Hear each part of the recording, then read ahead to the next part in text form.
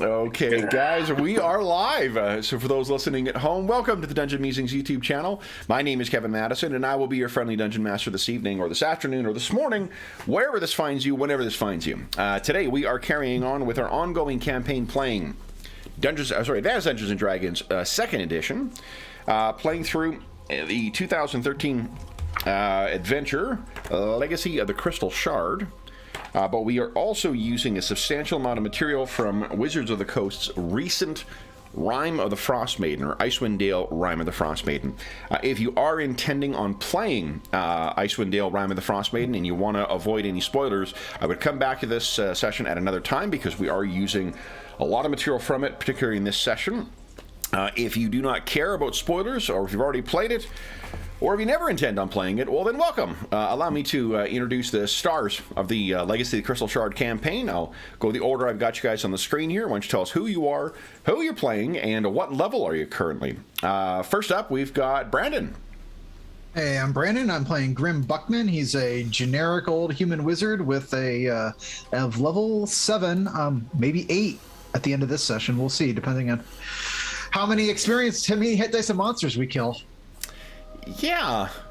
Well, survival is also contingent on. That's true, too. The level is contingent on survival. Things, Brandon. It's nice to watch. Next up is Darren. Yeah, Darren here. I'm playing Trin Stainport, who's a Gnoll Thief, level 5. He's gone from level 1 to 5 in this horrendous, massive cave that we find ourselves still in. Yeah, he's hoping to survive another session. Nice. Next up is John. Hey everyone, I'm John, and I'm playing Falcarel Hawkfriend. He is a multi-class ranger cleric, specifically a falconer and specialty priest of Solinar. What level are you? Level 7 ranger and level 8 cleric, just recently. Nice. And last but certainly not least is Andrew. Well, in terms of contributions, I might end up being least today, but we'll see. I am Andrew, and I'm playing Kola Hammerstone, Dwarven Priest of Clangeddon of the, I almost said 3rd level because of Wednesday night, 7th level. 7th level, nice. And you are a Allegor, right? Yes, yeah. That is correct. Excellent. So then, who wants to tell Grim what happened last time? I remember parts of it, mostly towards the later half, but we made our way. So no, Falcarel had been paralyzed from the previous encounter with The Nothix, right? the Nothix. Yep. Yes. We managed to limp our way back, giving that whole corridor a big fat nope. We limped back to the Grove to try to. Initially, the thought had been to try to rest up, but when we got there, we learned that what's her name? I wrote it down. Hathawin? The Dryad. Yes. Hathawin. Yes. Right. That she had heard movement and such, that the dwarves had been back through or something to this regard, and we decided we were very much wanting to rest up and stop for a bit because all of us have no magic left.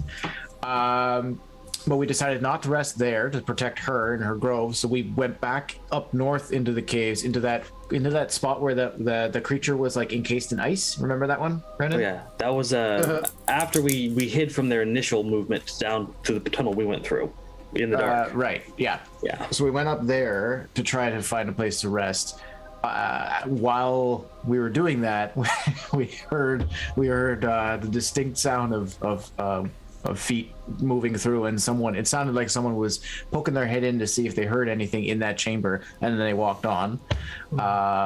We eventually kind of poked our head out to find that whoever it was no longer there. They had moved on again, and we had a choice. We can either try to continue north to go past the great old one, like I forget his name too, but the Limerick, yeah. Limerick.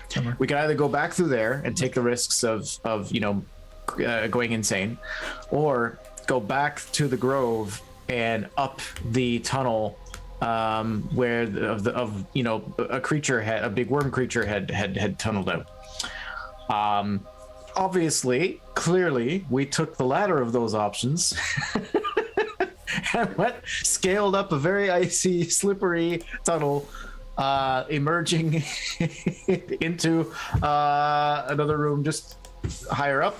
We're trying to make our way. The idea here is we're trying to make our way back outside to get to the griffins, so we can actually because really we realized what we came here to do has been done. Getting the vampires kind of reduced or gotten rid of.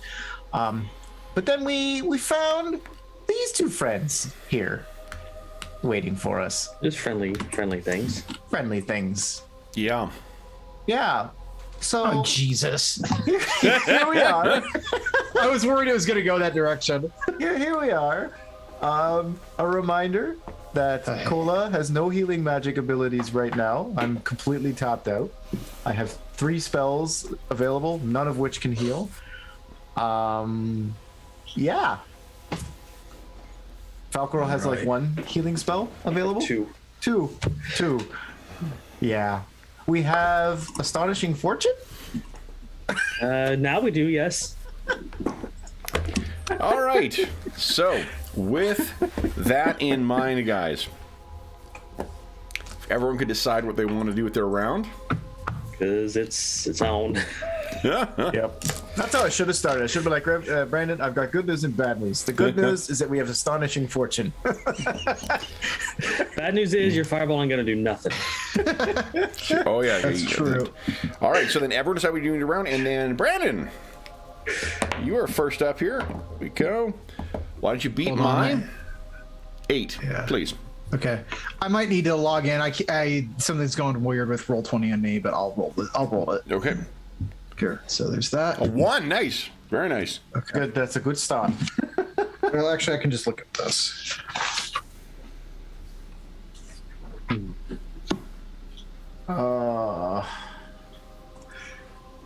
Okay. So then, I am acting on let's see here.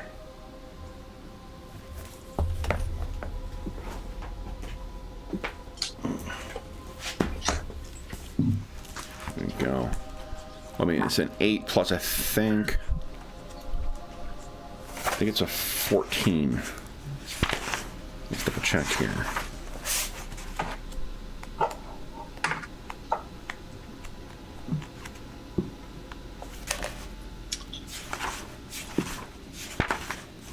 Go. Yeah, 14.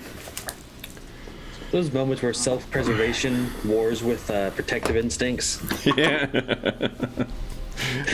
Normal speed was 3, wasn't it?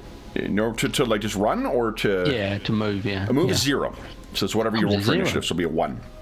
Oh. I thought that. Okay. Okay. All right. So then, guys, first up is for round 1. First up is Trin. What are you doing, Trin? I'm getting out of dodge. I'm gonna fall back to see if they are gonna follow us. Oh, where are you going? Yep. That's good. You guys got this. It's all right. All Well, right. This is why it's a boon and a blessing to pick what you're doing before you do it. Yep. Yep. Next up is Falcro. Well, I've decided. So, he's moving up here with his halberd at the ready, saying, "Get through the tunnel behind me. I'll hold him off. Oh, He'll ready an boy. attack if they come closer." Oh boy. Okay. Then, sorry, are you readying an attack? Yeah, short range in case they come in. Just a ha. Okay. Then it is Grim. All right, so I'm going to move up to. Can't really move very far, so I think I can move up to here, right? That's 4, and then I'm going to cast Charm Monster, and I can affect as many. It can affect 2 creatures in a 20-foot radius, so theoretically, it could hit both of them. Definitely and it does could. it affects 2d4 hit Well, dice of let's levels. Before we get to there, let's just remind you that AD&D has a percentile magic resistance. Oh, well, it's still worth a shot, right? Like, The spell, unfortunately, these things are deeply non-magical. You cast the spell, and as soon as it gets within range of them, there's some kind of warp around them, and the spell just discorporates. all right. Okay? Well, worth a shot. Yeah. Oh. Well, I mean, that's one way you learn.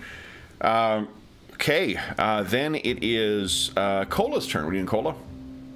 I am losing everybody's video is what I'm doing. I will deal with that I later. lost a though. couple people's video, too. Yeah. Yeah, it's weird. Yeah.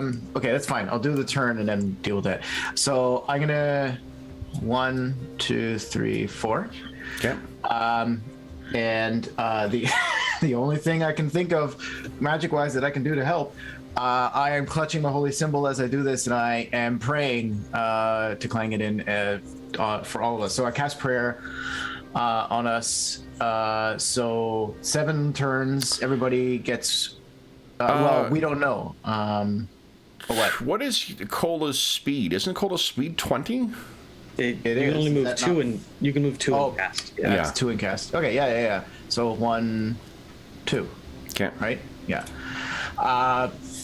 So yeah, I'll cast prayer. I don't Okay. know if this will work based on what just happened, but Okay, in theory, It work does, so on the us. way it works for magic resistance is if it's something that targets them specifically, then it can make the spell fail.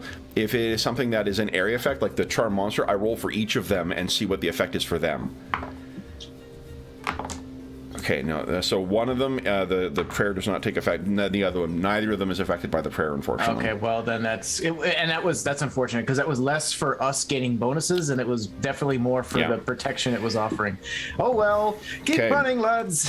Now, what happens, Falcor, as you get in closer, the one that is closest to you, because I think that's everyone, yeah, it gets up and it's that fringed, side, the frill around the side, gets it up and it reminds you of, a snake you might find in the southern Forgotten Realms, or southern Flannies, that's Greyhawk. Guys are traveling across time and space now. The whole head kind of weaves back and forth. Those tendrils on the top of its head kind of... And then as soon as that spell gets cast by Grim, it and snaps down. I'd like you to give us a save versus what is it here? Oh, the trap one. What is it? Oh, because I want to see if you can react fast enough. It actually has reach. Gotcha. Yeah, so I just want to see if you can hit the part that's coming at you. Usually breath weapon, right? For reflex. I think so, yeah. Yeah, give us a breath weapon, save versus breath weapon, please. Come on. Does prayer add to this? Saving throws? Mm-hmm. Okay. Yep. Nice. Oh, no, 0 successes. I really wish they would just frame it as fail Could I instead of successes. Could I astonishing fortune that? Because I think it might be needed. What do you guys think?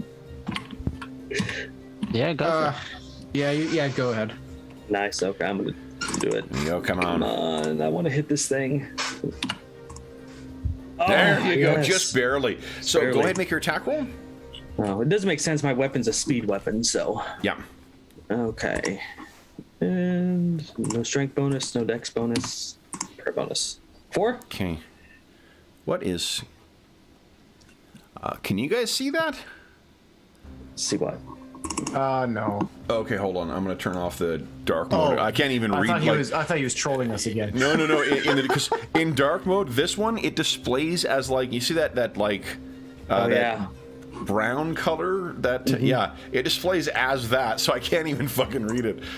Oh, Turn the lights back on you for gotta this highlight it. one. Yeah. Yeah. Okay. So AC 4 is actually not enough. You hit its head, and there's a hardened carapace on the outside. And because you hit the top as well, I you're... have magic weapon, right? Yep. So what's your bonus with your magic weapon? Shoot, I believe. Is it I have to look plus up. 1? It is, if I could find where I put it, it is a +3 weapon. +3 weapon. Would you give us a... okay. I need 2 D20 rolls from you, please. 17 and 11. 17 and 11, okay. So you can feel that as you swing at this thing, it gets close. The outside of the halberd, or it's a glaive, isn't it? Or is it a halberd? It's a halberd. Halberd, okay. The halberd and the haft get incredibly fucking warm. It's like when you leave a wooden spoon on the edge of a pot or a pan or something like that for too long, and it gets fucking super hot.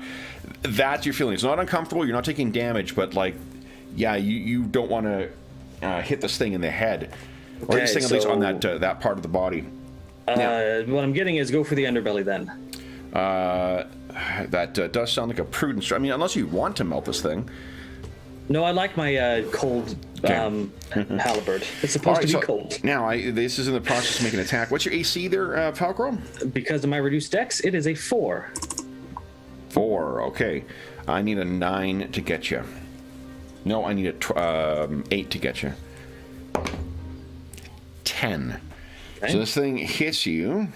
I'm feeling I'm about to lose a lot of hit points. It is possible. Why think so small, Falco, when you can also lose ability scores? Yeah, you guys are getting the hang of this stuff now. I'm trying to keep a positive outlook on my life. 16 points of damage. Yeah, that's minus damage reduction.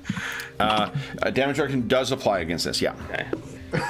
I could take 3 more of those. 4. Okay, and this thing starts crawling forward. Is now a bad time to tell you they each have 3 attacks? I hope not. I don't know why I'm laughing. This is terrible. Well, often in the face of death and danger. Oof. Oh no! Hey, 15 hit points. That's perfect. Yeah. And we could have been friends. I rolled a 3. Oh my god. Slams it into the ground right next to Grim. Grim, you're almost knocked over as ice and whatnot splinter and fly to the side. Now, Falco, you did have a ready action, so you didn't do a normal attack. I think that's it for round 1, guys. We are on to round 2. And you can feel this whole room, as these things are getting more agitated, the whole back of these things is beginning, the carapace is beginning to glow bright red with heat, like a blade left in a forge too long. Okay, and Brandon is still kicking my ass, so once everyone's decided what you're doing, Brandon, beat my 8. Brennan. Yeah. Nice. Yeah, I did it. I'm on a 14 again, so you guys are all up first. Okay. First up, we've got Cola and Grim. What are you guys doing? 1, 2. I'm not casting a spell, so I can use my full movement, right? Yeah. Oh no. 3, 4. I don't even know what to move. Fuck! Vocalize. No, you don't. You don't know. I assume that was an in-character vocalization. Yeah. Push. Fuck. Okay, then it is Cola. What? No, they don't know. They don't know anything. They can't see. Okay, would Cola cry out anything or? Okay, yeah, that's fair. That's fair. I think Andrew did. Cola should have. All you hear from the darkness of this chamber is, "Fuck, not this way." All right. Oh shit. Trin, what are you doing? Oh, no, sorry, Grim. Grim, you're up next. So do I need to spend? Am I engaged with this thing? Normally when a thing does not have reach, it doesn't threaten beyond. But this thing was able to strike you from 10 feet away. So I need to spend what is half my movement to withdraw. No, you can. Withdraw allows you to move a third of your overall movement. So I think that was 2 spaces, if I recall. I think so. Yeah. Yeah. 1, 2. Okay. That's all I got. Then it is Falcro. What are you doing, Falcro? I'm torn. You're Natalie Imbruglia. And it's an action. It's an action to change my grip, right? It's a very weird reference, right? Weird reference. Well, no guts, no glory. If this happens, I'll, whatever in the afterlife, I'm going to step close to this thing. Okay. And try to beat its brains out with my halberd. Oh my god. It does get a... I know. Oh, John, Okay. run. His instincts are warring. He's oh, thank God. Oh god. Bam, slams down. Thank you, You Solinar. race in and go ahead. You Okay, can definitely, guys. from where it's, because it's reared up, you've got a clear... I'm assuming you're attacking its underbelly now? Yeah, I'm going to go for the softest part of it I can see. You go right ahead. Come on. Oh, what the hell? Now, that was a 4. does that include the prayer bonus? It does. 4 didn't hit it last time, but no. Did you hit it on the head last time? Oh, that's right. Does the prayer bonus, is that included in that? It is, yes. That's a Right, mess. the spell did go off. It just doesn't affect. No. I put the bonus in my roll. Yeah, I rolled a 4. the prayer bonus, the prayer spell goes off. It's only if it's a single targeted thing that it fails. It only fails, Right. like if you hit a creature with magic succeeded on- resistance with a fireball, the fireball still goes off for anything else that doesn't have it. It just Yeah. doesn't affect them. Right. So we still get our bonuses. They just don't get. We just don't benefit from them the suffering anything. Exactly. So- Yeah. Gotcha. This things could get really bad if we don't kill these things. What does the group think about another astonishing fortune point? I mean, okay, but I would maybe suggest we keep the last 2 because I have a bad feeling about this. Yeah, I think Up to you I think guys. Cole is in trouble. I mean, I might be in trouble too, but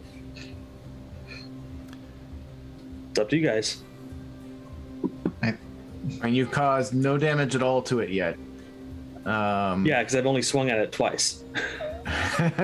All right. I mean, it's worth one more shot. All right. yeah, One more affirmative. Yeah? let's do it. Okay.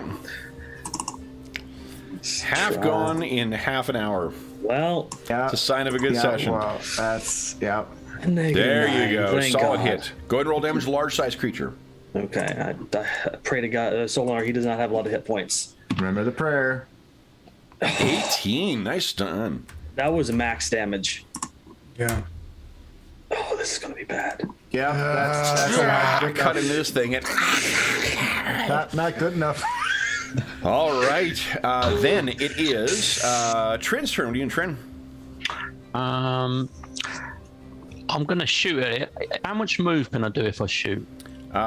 Is it, It is. Is I it believe one- you can move is it one or half your two movement squares? before you shoot. Yeah. And I think it's normally 4 squares. Yeah, 4 is what you can normally move, I think, because you got the Yeah. same movement rate as human size. Okay. Okay. So I'll move. Yeah. I'll move to there, and then I shall take a shot from there. Please do.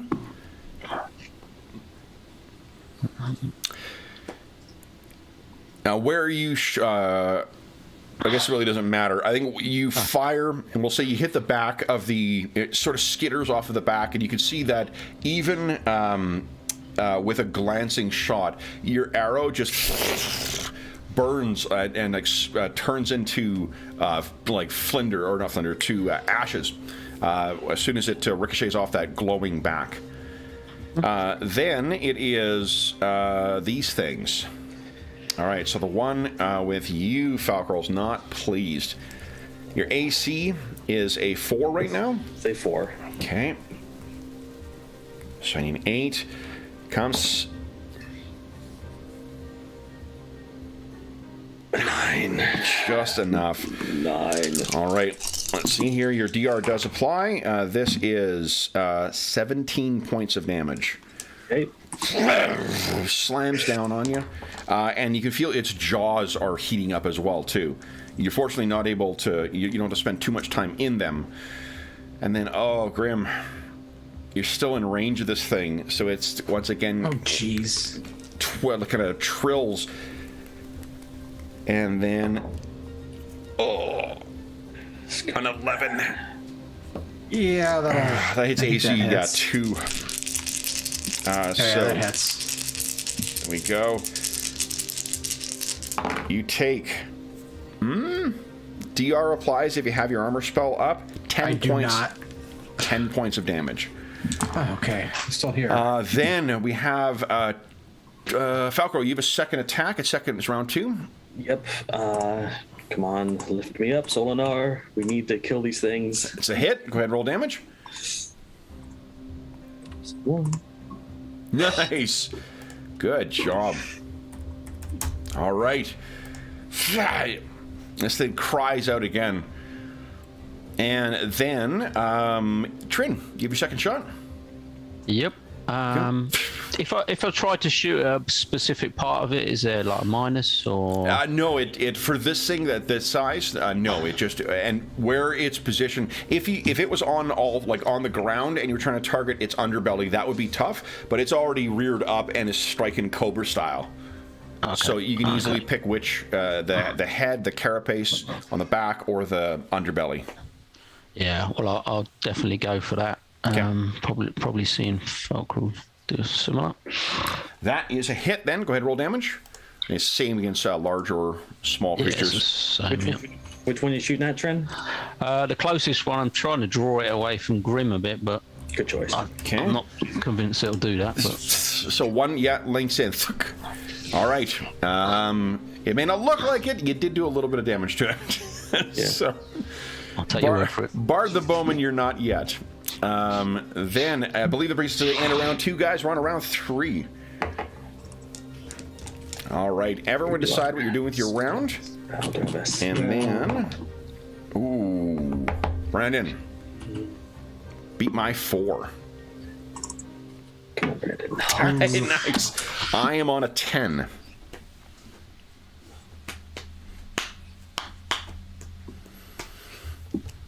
Okay, we've got Grim and Cola up first. What are you guys doing? 1, 2, 3. Disengage. Go that way. Yeah, no, you could just running and maybe. Oh shit! But which way? North. North. Okay, that's all I can. Well, let's hope. Okay. Okay, well, you just hear Cola. You see Cola coming back out, going dead end. Yeah. Remember, you can run. It does reduce your AC. Oh, I would suggest you do that. that's a good point. Yeah, I'm very slow because I'm a dwarf. So running would be twice my Running is hold on. and a dexterity check or something. Yeah, it's not. You're not going up an incline here, so you don't need to worry about that. About slipping or falling. Running, you move up to double your combat move and suffer a penalty to your AC. You either lose your dex and -1 AC or a flat -2, whichever one's worse. Okay, so this was the 4th move, but it was the first diagonal I did. Okay. So if I do this, that's 5, Yeah. 6, 7. And actually, we get an attack of opportunity on you. I mean, I get that no matter what I do, that'll happen, right? Yeah. What's your dex? I can't remember if you've got a dex bonus to your AC. I do not have a defense adjustment for dexterity. Okay, so then it's My just AC -2. is 4. A 4. A 4 again. Is that after the -2? Nope. It'll be 6 with the 6. with the -2. So I need. I need a 6 to hit you. I rolled a 19. So Yep. Well, here we go. let's see here. You take 15 points of damage. DR applies. Sees you going and. Oh, wait. Oh shit! Oh my god! Forgot. Very important character there. If I may. Did we mention that Cola's hemophiliac?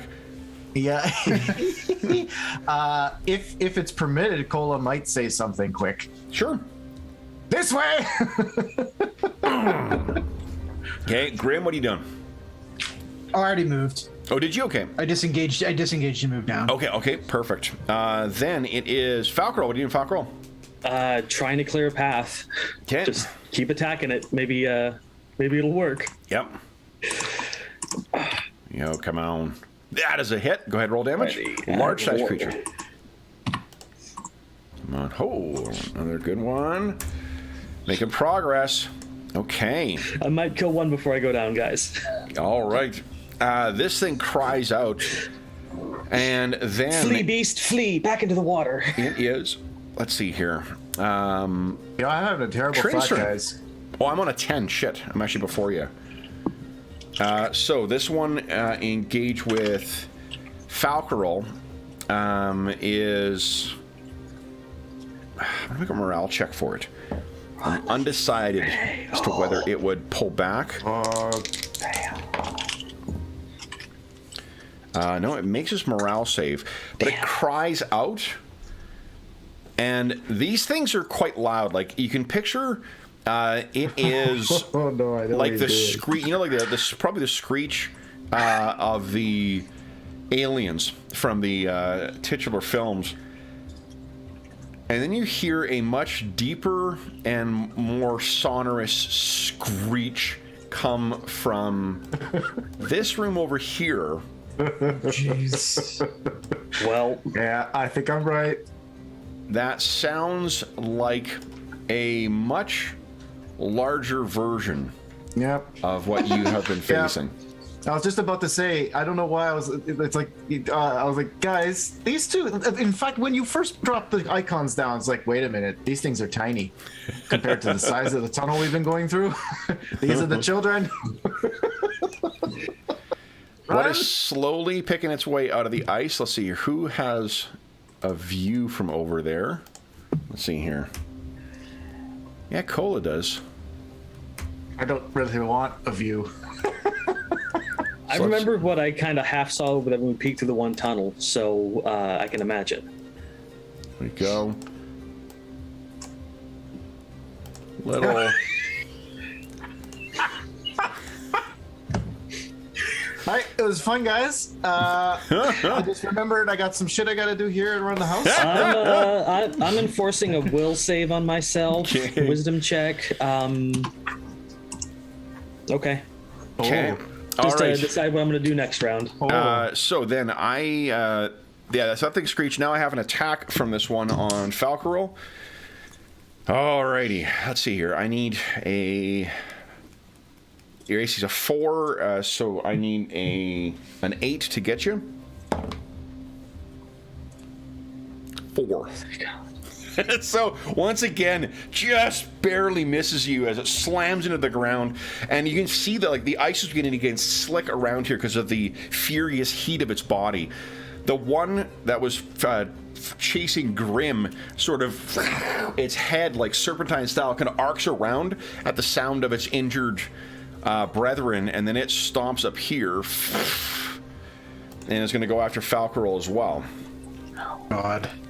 Falcarol's being that he said he was going to, take the point here. So, there we go. Another one comes down.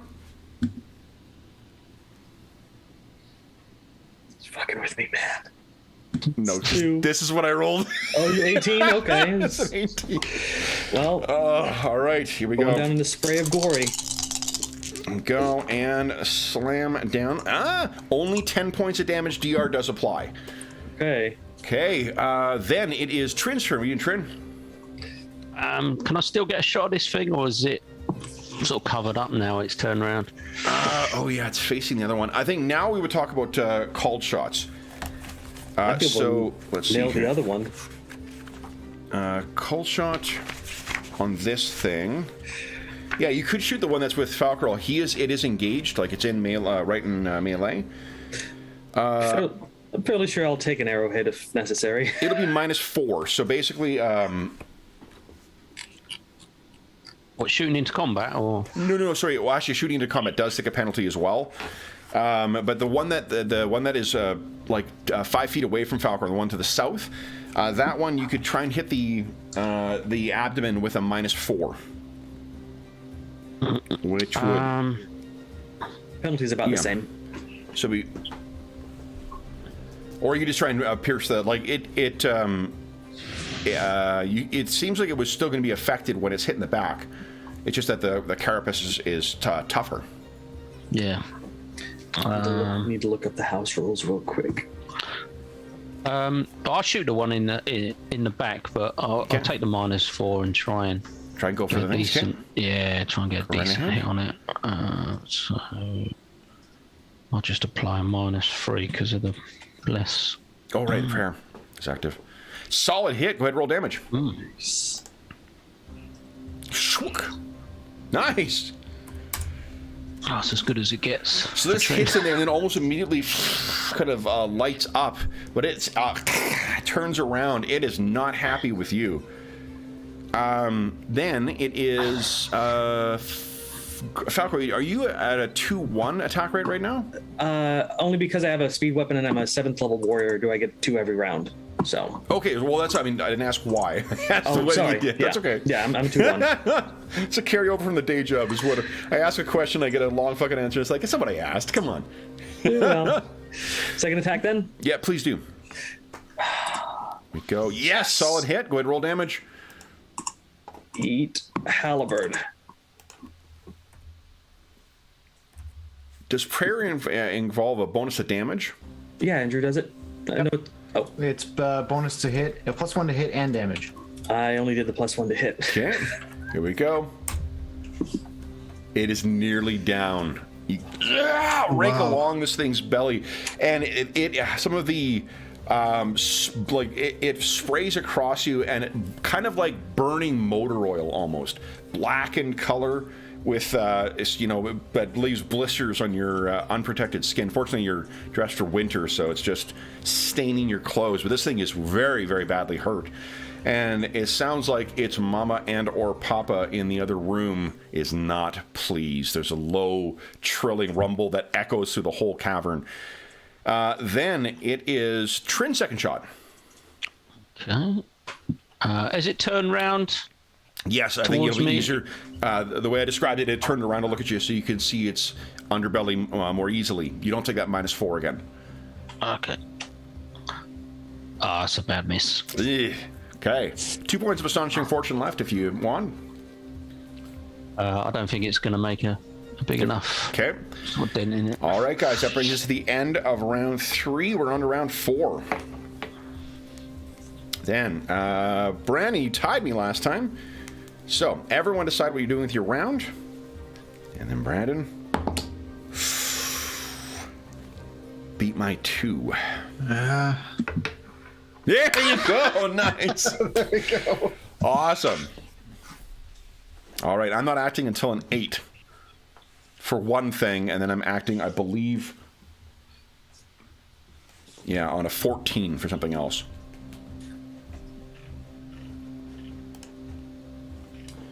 Okay.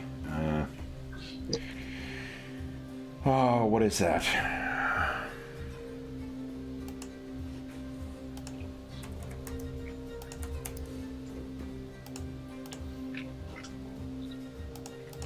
I hate to split the party, but you guys need to go around the long way.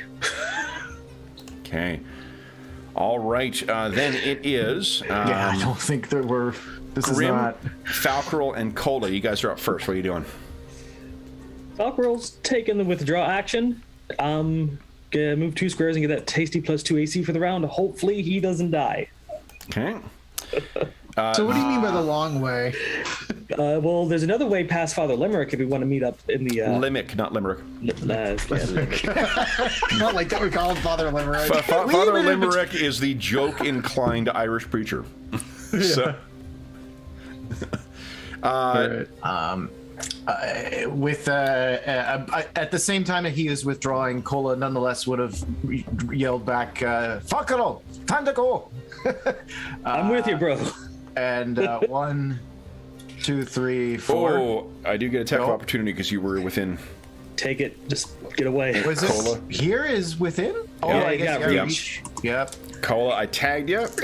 Strikes down. That is 17 points of damage. DR applies. Oh, Jesus. Yeah. Okay, then I 1, can't even- I can't- 2, 3, 4, I guess. And this is another of those holes that's going up. Haha. It's going up. No. I mean, it's the only way. they can probably climb a lot better than we can. Well, I mean, I don't. Where else are we gonna go at this point? We're closed off. This might be helpful. Yeah. I'd rather deal with dwarves than these people.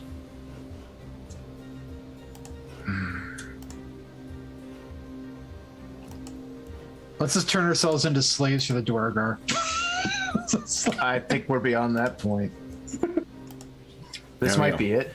Okay, so you run there and you can say there is a... Now, it isn't a very long one. You can actually see where the top is. Okay. Because you see right there. That's the lip of the tunnel. Okay. Then it is... so Falcor's moved Colo. You've moved Grim. What are you doing? I don't think Grim can make it past those things. So he's just he's going on full retreat. So I guess move 8, running away. All right. I think I can get to here. Okay, so you guys are going back to where that big open thing is. Then it is Trin's turn. What are you doing, Trin? Towards the slide. I'm going to take a shot at this one. Okay. And then move. Okay. No, Andrew. Using a ring's power is 3. Casting time of 3. Oh, okay. Okay, that's interesting. It's also not subject to interruption. Okay. Okay. Lousy 2 damage. What's a little extra here? I'm on the wrong. The heck? Weird. My measuring tool has suddenly condensed down for some reason. I'll move slightly towards the hole. Okay. -2. All right. Then it is. Oh boy. Yeah, it didn't like getting hit, so it's going to start moving. Spend its full turn moving. Oh shit. Then the one on you, Falcroll, is going to try and strike you as well.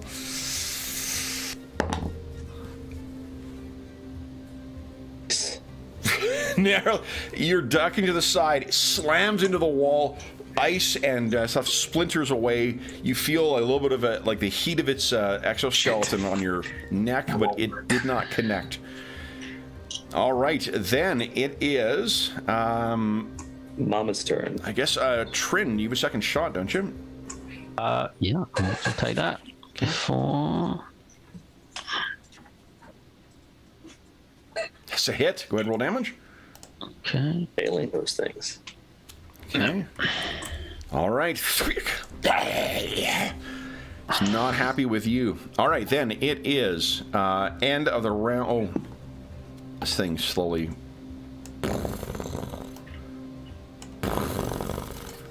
begins stirring. Then it is end of the round, guys. We're on to round 5. Mama Rimaraz is waking up, and Brandon, you're still kicking my ass here. Yeah, for now. Go, everyone decide. You're doing your round. I am so sorry for this. 1. That'll be my 9. Oh yeah. Well, fuck this. 2. Look at that. It's very nice.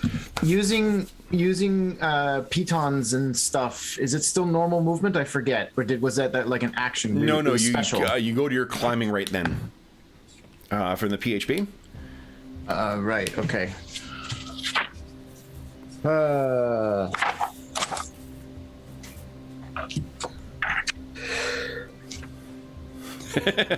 Cole says, I can survive this. I can survive this. Climbing or climbing walls? It's climbing, right? Not climbing walls? I'm not sure what's the distinction. It's just that there's 2 different references in the PHP for that in 2 different areas to go to. I think it's one. Yeah. No. It's 122, so that's fine. Unskilled climber would be 40%. Oh crap! Dwarf -10. Yeah, rates We of had the climbing. we had the ice rope and wall? stuff, but we also had more time. We don't have time this time. 1/4 of your movement. So 5 feet. No, 1/4 of your climb rate. Forgive me. No. And the Rates climb of rates. climbing. Let's see. Ice wall. Is it? Yeah. Or yeah. So it's slippery. So 1/4 to begin with. Minus 10% for being a dwarf. And I'm an unskilled climber. I don't know if the pitons help at all. So basically, that's because it makes it sound like I can't do it at all. Well, the pitons only really help if you're putting them in and like running ropes through them. I can't use them as like spikes to help pull myself up. No, like, I'm assuming you guys have as part of your kit, you've got like ice axes and you've got crampons on. Oh, that's true. We did put the crampons. Oh, and we still would have them on because we used them to get up here in the first place. Yep. And we have not had a chance to take them off. So, okay, I guess I'll just try. It's quarter speed. That's not going to be very fast. But Okay, so you take your movement, so it's 12. Basically, it's 6 feet per. No, for you, 3 feet per round. that's less than the square, right? Yeah. So I can move 1 square every 2 rounds. Yeah. All right. Do you not have anything else you can draw on, guys? This is the time where you're diving into we your are tapped out. your what do you call it? All your artifacts and magic items and really. I'm This is looking it. at the. Well, because I was looking at the ring of the Ring of Mud. Yeah. I thought like, but I've got meld into stone. That's not going to help me. Stone shape again. That's me. That's not. I don't want to be a stone right now. No, Earthquake. stone shape doesn't work that way. Stone shape is shaping stone. Oh, Yeah, there's no stone here. Yeah. there's no stone here. It's all ice though. Well, there's stone, but it's underneath the ice. Earthquake is definitely not a good idea right now. Water breathing won't help me. I've already done transmute water into dust. I was thinking conjure elemental. I can conjure a water elemental out of the water here and maybe use it to attack the creatures and buy us some time. Problem is, you have to maintain concentration on that spell. And I would imagine trying to climb up this tunnel would definitely lose concentration. And the second you lose concentration, the elemental turns on you. So, not sure that is going to help us. Also, risk of being transported to another plane of existence. But hey, we're getting desperate. I could do it. It costs me a turn, or it costs me only 3 around. It's a speed of 3, so I could do it. Use the rain cola. You want? Okay. I think it'd be a cool idea. If we can get that Mother Ramirez distracted, I will Right. carry you up that ice wall. All right. Cool. Because I'm excited to try this. So then that is what I'm going to try to do. Where the hell was it? It was 5th level. Here we go. Okay. So yes, I'm going to take the ring, look at it, have a moment of like, and like Captain Planet, just because he has no idea how this ring works. He's just gonna like punch the air or something. But Okay. I'm gonna cast Conjure Elemental, Water Elemental, because there's Okay. a mage. It does say material component sand is required. That's for a spell. That's never the case with magic items. Oh, okay, cool. Then boom. Okay. Water, because fire would not help us right now. Would you kindly give us an 8d8 roll, please? Yep.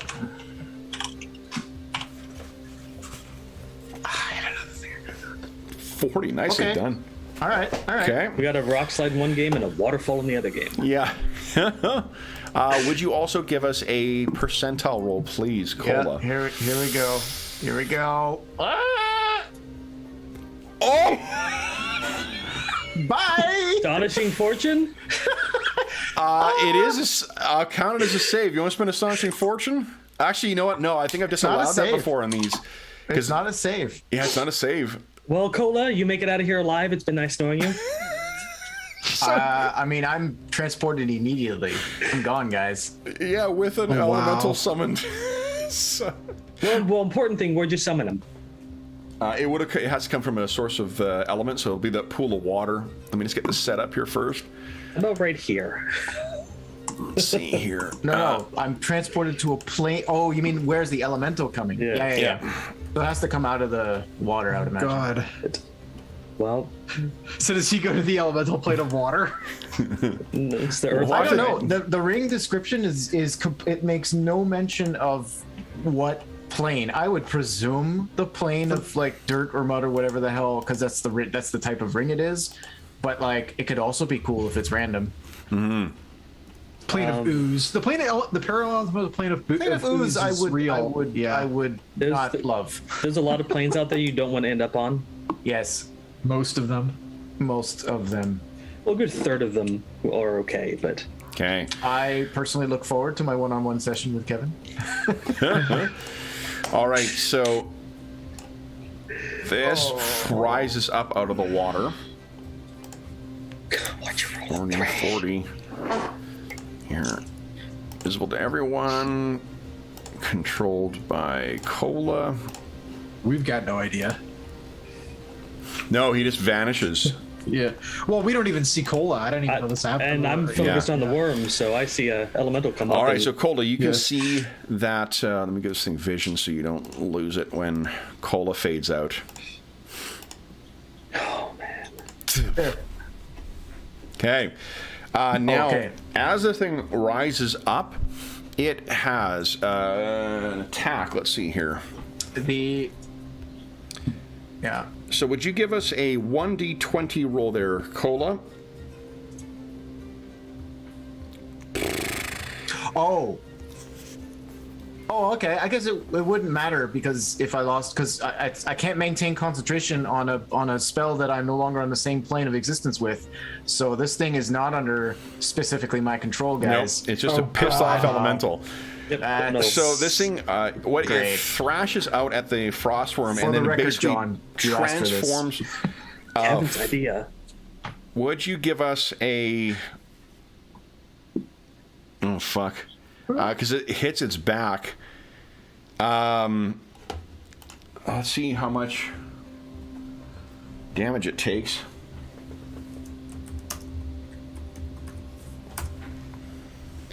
So it is vaporized instantly because it throws itself to. Normally these things crash like a tidal wave on top of things. This rises out of the water, smashes down on the back, but because of the intense heat of its back. Jeez. Well, Oh, However, the room is now filled with an obscuring mist because of a giant water elemental suddenly transformed into steam.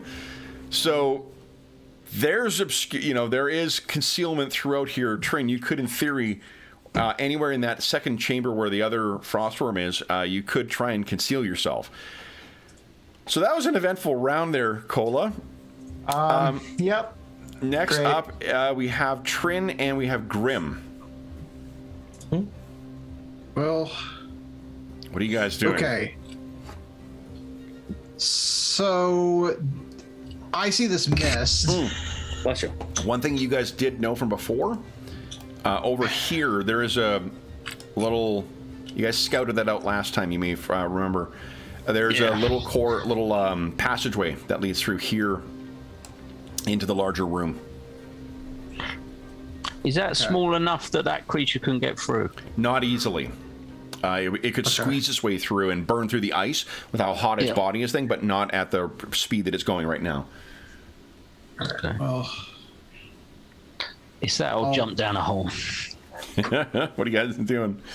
And that's are an you, option. are you jumping out of the hole? I would, yeah, if It's a very Grim looks over, it's a ways down. It's like 100 feet. but it's a slide, basically. How much damage you would take at the bottom is debatable.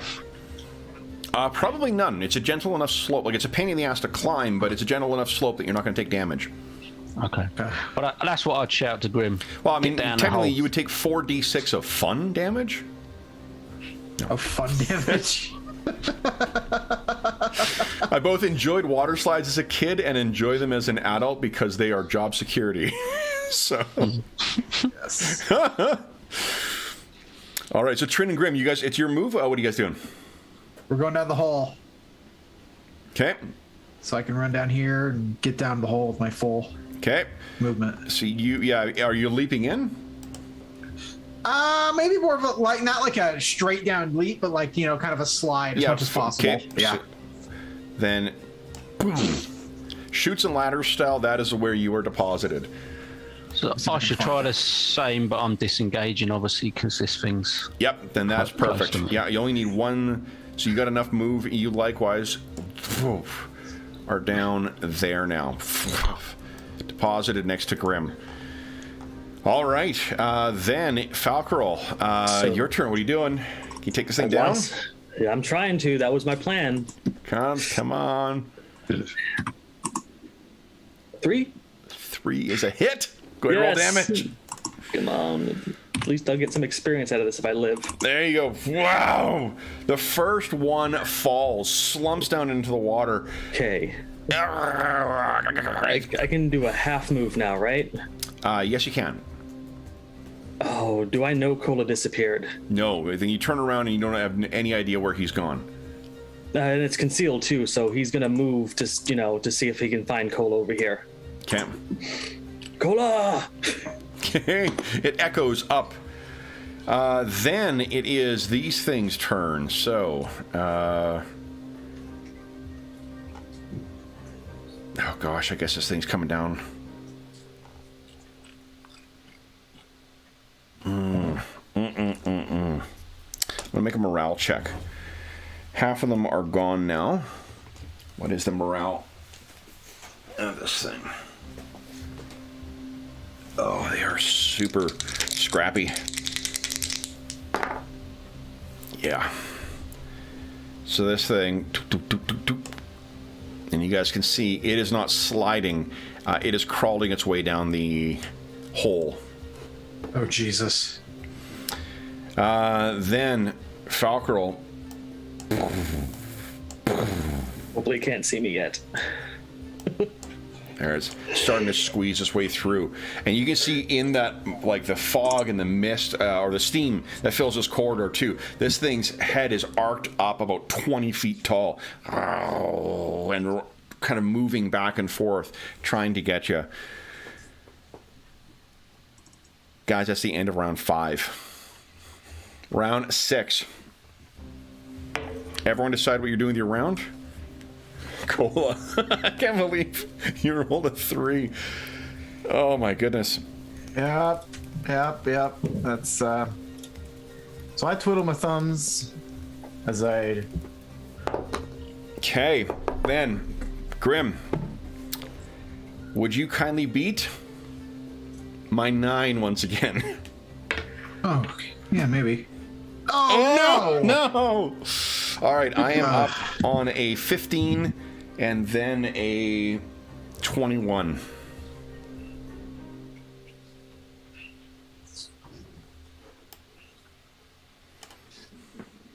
Okay. So then first up is Falcarol and Trin. What are you guys doing? I'm going to continue to run, and I'm going to suggest Grim does the same.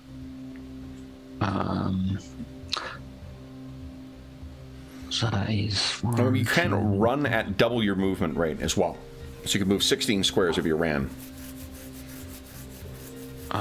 Yeah, I'm just trying to think which way to go. So I'll start heading down here. The only thing I can think of is to head towards the dwarfs and hope that them two fight it out. Or at least it doesn't follow us. Shit. So that is 8. Oh, that's a long way, man. Mm-hmm. Yeah, he's running down this corridor. Okay. Grim? Falcarol? Oh, Grim's on a 12. Falcarol. Shit, he was doing something. Sorry. Yeah. Falcarol, what are you doing? So Falcarol gets to the point he can't see Cola anywhere. He knows he's not a fast climber. He experiences a profound moment of like, oh no, what happened to Cola? And then he remembers he has 2 other people to look after. So he pivots, turns around, and sprints down to see if he can help save his friends. Nice. Okay. Let's see. That's So you should be able to move 16 as well. There's 8 squares Okay. and another 8. Nice. So So racing he's towards. just booking it, and he's like, Yeah. I see the hole. Where are they? Okay. And then he's like, Grim, what do you got in mind? jump. Well, I lost vision on this guy because my it was Trin's light source that let me see him. So Does it yeah, the so I thing- can't. Does the thing glow? It does with the soft heat. Let me give it just a little. Okay. Let's see here. Because those things I are don't think it's- hot. Yeah, I could. Okay. There we go. We'll give it. There we go. How's that? Can you see now? Vaguely, well, Yeah, no, it's- never mind. That's my monitor. Oh no, hold on. I think I see it. Yeah, I gave see it some vaguely. faint. Let me turn the. Hold Okay. on. I may have gone a little overboard on the ambient lighting. Okay, so How's that? Better? yeah, it's good. Well, I can't. Let's see. Can I move in a little bit and keep a vision on it? I move and then cast. Okay. I'll move there. That way I can see it. Okay, so I'm gonna cast Forget on it, which if it has to succeed on What's the range on it? Forget. that is 30 yards. 3 yards. Okay. Yep, and it gets a -2 on its saving throw versus spell because it's only a singular creature. Well, let's see if it actually. It's magic And it won't resistance. forget the last. Yeah, it's true. Let's do that first. Okay, so magic resistance. Discorporates. God damn it. Yeah, Okay, they have a well, huge magic resistance, unfortunately. ridiculous. Okay, All right. Well, nice try. it was. Then it is this thing's turn.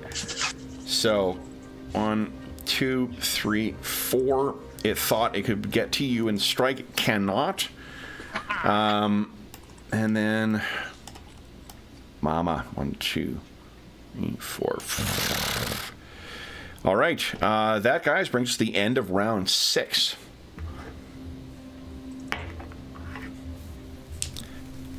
Next up, Brandon, we thank you for your epic run on initiative. An entire D6 of initiative you went through before you lost.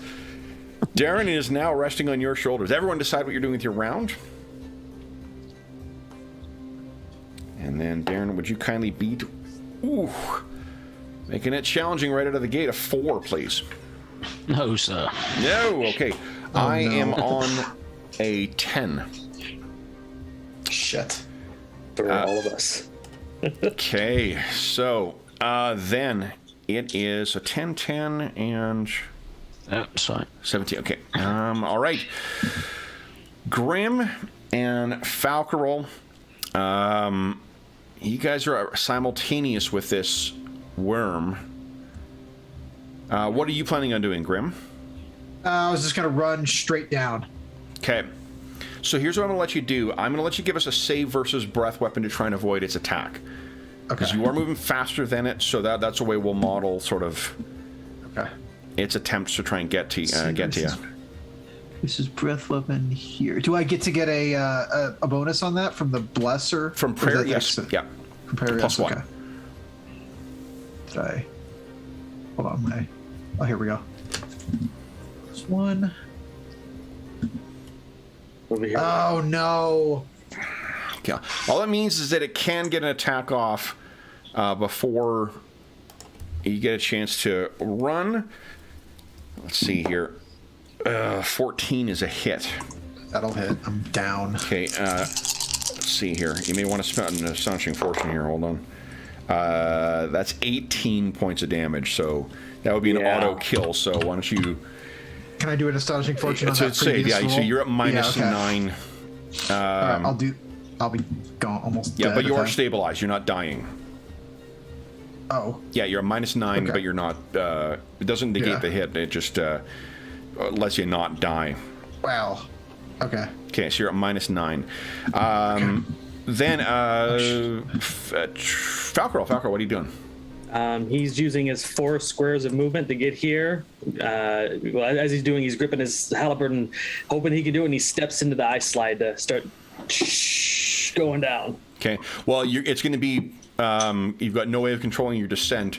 It's going to be just fine. like thing. I need a save versus breath weapon to avoid you landing on top of the Remo Raz. That's fine. Maybe we'll just tilt the halberd down as I go down. Breath weapon, here goes. Were you trying to make an attack at the end of it? Well, I did a move speed, not a Oh, did you? Oh, Attack so you need speed. your full. Yeah. No, Success. I didn't need my full, but I only did attack move speed because I figured Yes, I you can wouldn't make an be able attack if you want. to. Okay. Well, I act 3 later, so if it moves, so. It already moved. Okay. Yeah, So I it- can make an attack. Yep, go right ahead. And you narrowly avoid landing on its back. 10d10 damage if you'd landed on its back. Oh, that would have that. Yeah. Instant charge skeleton. Okay. 6. 6 is not going to do it. Okay. Well. I mean, All right, it's then best I can do. Trin, what are you doing? Yeah, hearing all the noise and that, I'm just gonna move up to see if I can get sight of it, which I can't. Can I, not being able to shoot, can I just do a normal move instead? You can only move half of your move. If you what you declared as your action was an attack, you have up to 4 squares you can move. Oh, it's 4. I thought it was 2 for some reason. 2 only for the dwarves because they got teeny legs. Oh, yeah. Okay. Okay. Yeah, I can't quite see it. Okay. So, So that I believe brings us to the end of the round, guys. Unless I get a second attack, that's up to you. You didn't actually do a charge. I think I'll let you have a second attack. Yeah. Cool. Alrighty. Hopefully. I'm not letting. I think it makes sense that you would be able to. A 4? 4. I'm assuming you told me you were targeting its soft underside from where you were sitting, right? Yeah, I slid it, bounced off his carapace, came down and under it. Yeah. Okay. So go right ahead. Is prayer still in effect No. with me no longer there? I don't. John, was your halberd Point. you being used at range or No, reach? it's been short the whole time. It's been short the whole time. Okay, then that's Yeah. fine. Yeah. Yeah. Yeah. Okay, so go right ahead. No, that's Okay. great. That's good. That's good. Halberd lasts, 7 rounds, Cola? Well, prayer? that's no, Yeah. but here's the thing, John. I Albert. don't know that prayer is still in effect. You don't need to maintain it. It's just because you're gone doesn't mean. Like, Oh, if you, yeah, okay. If you Right, 'cause it's died, an it wouldn't go immediate away. Yeah, cast. you're thinking Yeah, 5e. 5e is where you have to like maintain Yeah. concentration on stuff. Don't. It's fire and forget in 2e. Like the water elemental. So then, yeah, so that's a solid hit, and this thing screeches in pain. You shall not have my friends. This is the end of round 7. We're on to round 8, guys. Oh, All right. well, that would have been the last round of prayer anyway. Okay, so here we go. Everyone decide what you're doing with your round. By everyone, I mean, I guess, Falcrill and Trin. Actually, nope, that's not true. This is this right now is the last round of prayer because I cast it on round 1 and it has 7 rounds. Okay, perfect. Yep. So then, John, Oh, it's my turn. you're up now. You beat my 8. Oh my god. I still think I'm faster than it, though. Yes, guys, I am acting on a 14. All right, Trin, you're up first. What are you doing? I want to. How fast can I move and then try and like hide in shadows? If I Half. turn my, I'm gonna turn Yeah, my basically light use off your on them. combat move, like the 4 squares. Okay. Well, I guess I don't need to do that yet because I can't see it anyway. Okay. So I'm just going to run up to here, and then I'm going to turn my light off on my miner's hat Okay. that I've been using, Okay. and then So- I'm going to try and creep up on it, using it as the light source. Sounds next to good. it. So, this is the one time you don't want to stab it in the back. Well, get close enough to then go underneath it and stab it up.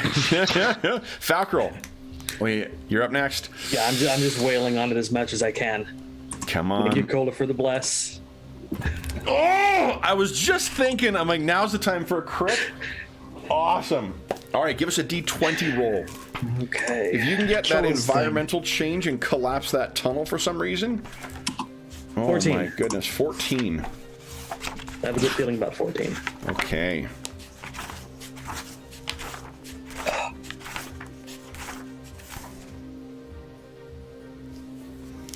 Jeez. So none of you have mounts, Nope.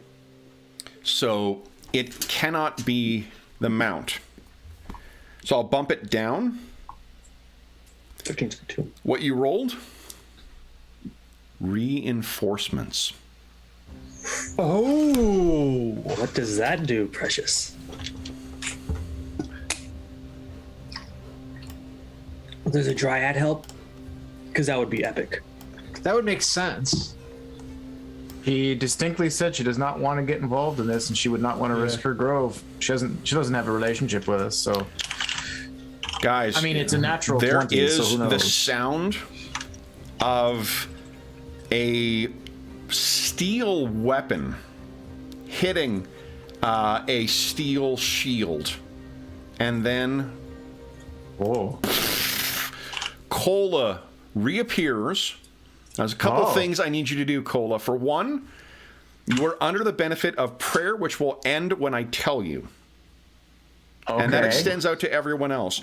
Restore your hit points to full. Oh. And act as if you have your full complement of spells. Oh, hell yeah! The Father of Battle has heard your call. We'll talk about what happened in your absence at another time. But Cola, you appear, and you have, what is your most powerful healing spell? Currently memorized or prepared? What would be the one you would have access to? Well, I guess the most powerful healing magic I have would either be Cure Serious. You don't have access to heal right now, right? That's a level 5 spell, I think. Yeah, no. Yeah, highest I have is level 4. So Cure Serious Wounds would be the highest. And how much does that heal? It is 2d8 plus 1. 2d8 plus 1. Give us a 2d8 plus 1 roll, please. Nice. Grim, Not bad, anyway. you are back at 1 hit point, and because of the divine intervention here, Yeah. you do not need to make a mortal wounds check. Oh, yeah. I don't need another one of that shit. All right. Everett, no one's gonna be. I'm gonna get some conversions over to Clangeddon today. And there's the damage for my attack roll. Now we need to roll damage for you, Falcarol. There you go, 16. Oh, 16 damage. Okay. Here we go. That was amazing. I'm about to die. All right. Yeah. So that is then the end of. This thing gets to attack Falcarol now. Yeah, Okay. that part. So, Falcarol, your AC is a 4. Is a 4. So, go. Even a 10 hits. Yeah, well, I want my dex back. Come on, 13 damage. Come on, 13 Go. damage. That is not 13. 11 damage. Oh, nice, I'm still up. Yeah, full DR applies. About to get another halberd. Okay, Falcarol, you have your second action. Oh, man. That is a hit. Go ahead and roll damage. How do we keep surviving these things? 16 points of damage. Yeah, that's all bonuses included. Nice. All right. Then I forgot Mama's turn here. Mama can stay. Go away.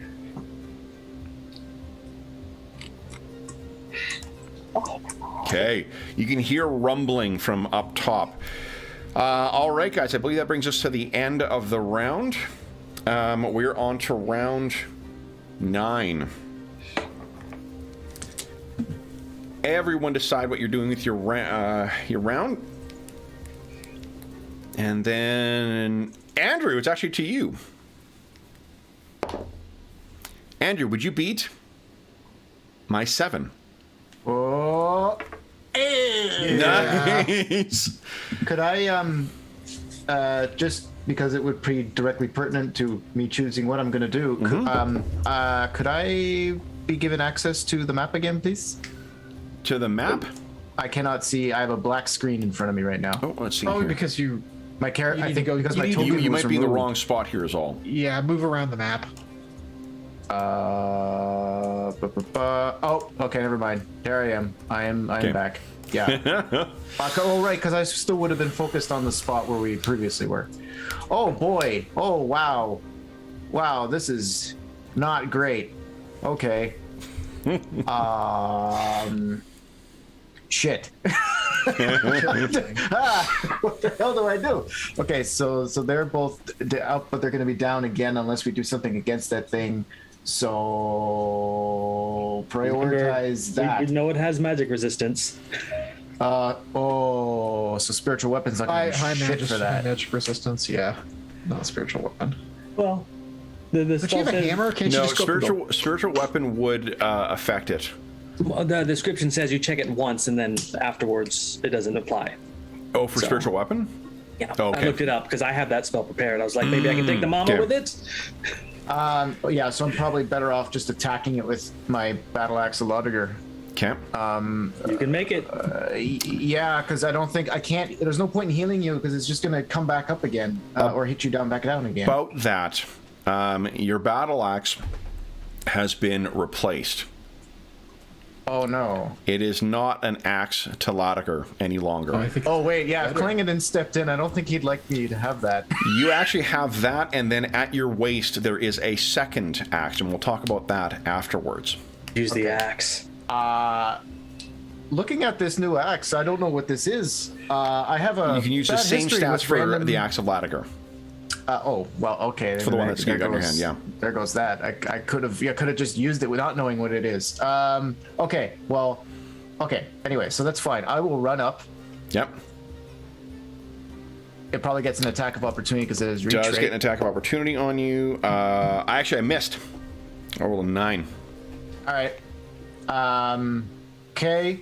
I'm going to attack it with that axe. Well, I'm going to click on the Lodiger because that's what's in my thing, let's, right? Let's back But- up here. We're setting down what times. Oh, sorry. Yeah. okay. Duh. You gotta put your speed in, man. Yeah. Sorry. But we know it missed you, so. Okay. Is resurrection trauma. Grim and Trin, you guys are up first. What are you doing? Trying to go first. Okay, I'm sneaking around this wall. And then while it's distracted, I'm going to try and sort of hide in the shadows where I am. Give us a hide in shadows check, please. Okay. Success. Yep. It's not even your allies can see you right now. Trin, what are you doing? Or Grim. So do I have the ability to move, disengage, move one? I don't. Can I? So you're prone right now. I'm prone, yeah. Yeah, so I which have to spend means- half my movement. That you're, and then what we've been saying is that you need half movement, just stealing for the 5, you roll half movement to stand up. Yeah. So it would be, I guess, you could stand up and withdraw 1. Okay. Can I do it diagonally? Yep, because the Okay, first all right, diagonal I'll is just- free. That would Yeah. count. So you're still in range of this thing's jaws, unfortunately, because it Yeah, I strikes know. out. But I mean, you're making progress at least. Yeah. I Then think he's more it- concerned about Falcarol, and too. Grim did not have anything in his hands when he fell, right? I mean, I assume he I don't has think his you didn't have torch in his hand. the wand of ice, whatever. No, I think he had his, but I had a light source, so I think he had his torch in his hand, so that might be on the ground. Oh, Right, okay. Give us yeah. a D6 roll, please. Let's see if that's out. Okay. Yeah, it's 1. out. So let me just turn your Okay, so I might need light to- source off. Yeah. Go. I think someone else has a torch, though. So, all right. sure. Then it is Falcarol's turn. Let's try to finish it off. I want to still Cole's thunder, but I want to survive. That is a hit. Well, I mean, as long as you know how to love, you'll stay alive. Twist. All right. Cole. So another one down. Then you're kind of at a crouch right now, I'm picturing. So I think the rest of your movement, Falcarol's going to be to just get yourself back up. Yeah, he's going to stand up and lean against the wall. Okay. Then it is Cola's turn. What are you doing, Cola? Grabbed the axe, started running, and then skidded to a stop, like Falcarol going, "Oh, well then, Okay. good job." I thought we lost you. You then hear rumbling. And as we hear the rumbling, I'll respond to Falcarol going, Yep, had an adventure, had lots of fun. Back now, no time. Let's go. Okay, and you can see the top of the passageway that runs up there. This thing, its tendril covered head pokes down, and it's about to plunge itself down after you guys. This thing is about twice the size of the things you faced thus far. Guys? I think we should run. Let's take our mid-session break first. Yeah, let's do that. So we'll be back in 5 minutes, and then we'll see what our heroes do next. Oh my god.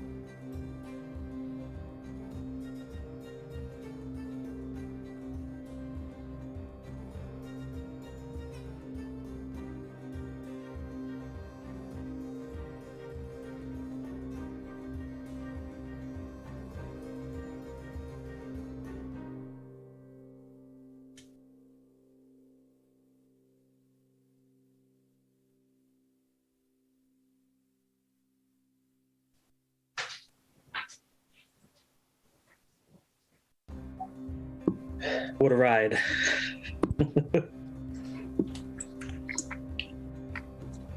That was just a slide.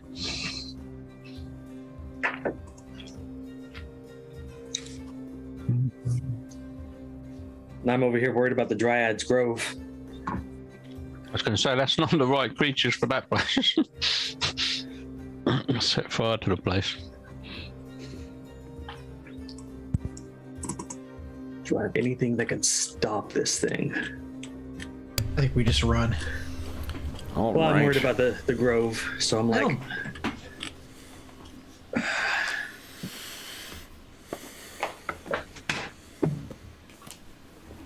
Okay. So, Sorry. guys, no, that's fine. Cat needed to be cleaned up after. What you know, Cola, is the other axe at your waist is a returning throwing axe +2. Nice. What? Your That's awesome. axe of Latiger is also now replaced with a Mithril axe of Clangadin. You can use the same stats as you have for your Latiger axe. And the other thing you guys have noticed, Cola's beard is completely silver gray now. Oh yeah. Time passes differently in the plains. Oh, okay. So I've got the Mithril Axe of Clangan, and basically I can just swap the names out. Otherwise, the stats are exactly the same. Exact same stats as the Lodiger. Okay, and then I've got, you said +2 throwing axe that returns. Axe of return. I'll call it so that I know it does that, and it's +2 to like attack and damage, or just +2 to hit. +2 to attack and damage, always, and also -2 to weapon speed. Oh, so it's a 5.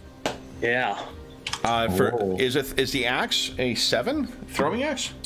Axes are normally 7, yeah. I don't. Throwing axe doesn't, or hand axe doesn't have the same penalty as I'll battle have to axe. look it up because the Lodiger was 6 and the regular axes I had were 7s. So Yeah. I'll have to look that up. Cola's gonna have to spend his next proficiency point on 2-weapon fighting. That is true. I Attack with the main axe and throw the other one, and it comes back. Throwing axe is 4. Throwing axe is thank 4, you. yeah, so it'll be a speed of 2. Oh my god. 1d6 damage against small, medium, 1d4 against large, and the throwing axe range. It was a range. I'm nearly there. I can't find the damn throwing axe stats. in the It's book on here. page 68 of the PSP. Okay, I'm literally like 10 pages away. Okay. I can't see it on missile weapons. Hand axe, here we go. Rate of fire is 1. Range is 10 yards for short, so it'll be 30 feet short, 60 feet medium, and 90 feet long. Hell of a throw. Range weapons go a long distance in AD&D. Okay, so anyway, Cola's got the first magic ranged weapon. Yay! 30 feet short. you better Lex has his sleep bow. careful. Falcon's going to murder you in your sleep. No, I prefer bows, thank you. Solinar, hint, hint, wink, wink. You've already had one divine intervention. I think your god took out our invading army. I'm aware. All right, so then, guys, That is true. back to the scene at hand. It's great that Cola's returned and it has seemingly been touched by his god. You guys have a pressing parental issue in the form of that adult Remoraz. So, I think we're having Cola roll initiative. Yep, so Andrew, everyone decide what you're doing with your round. This thing is starting to make its way down this passageway. Andrew, would you kindly beat my 7? Nice. I'm acting on, this my is speed. gargantuan, a 19.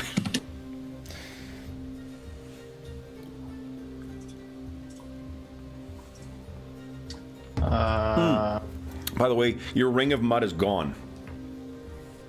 Oh. Okay. There's no point asking you to send us there then.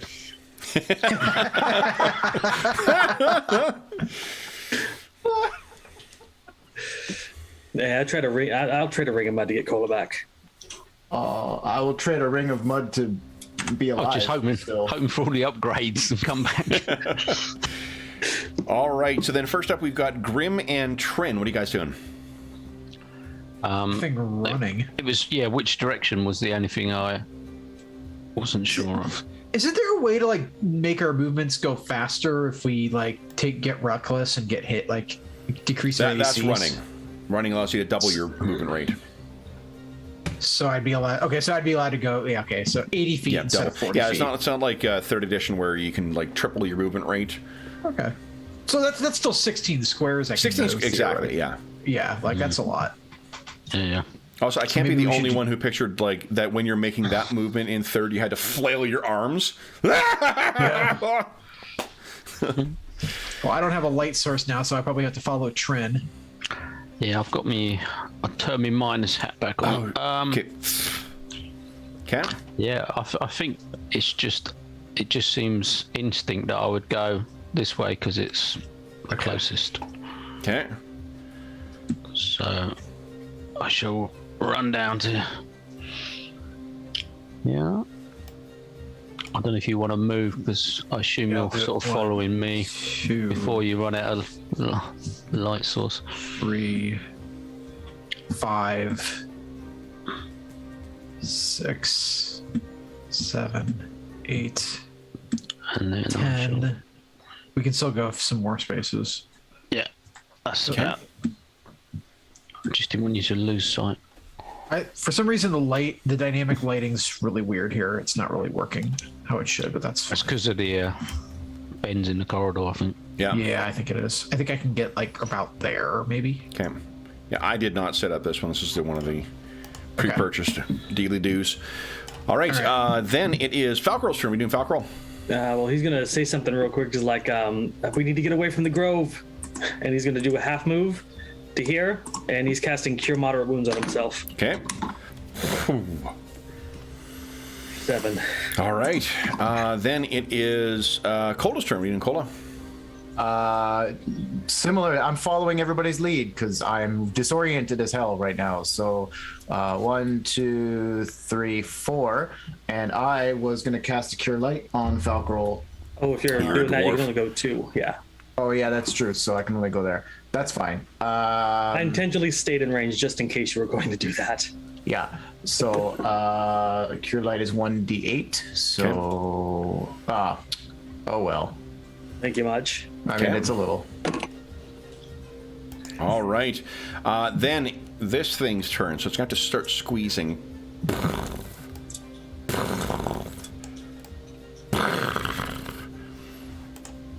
It has it's got a range greater than its spawn too. Oh no. Can't quite get to Cola yet. Then it is the end of the round. Guys, we're on around 10. We're on around 10 last time. We're on around 11. All right, so Andrew is still kicking my ass with initiative. So everyone decide what you're doing with your round.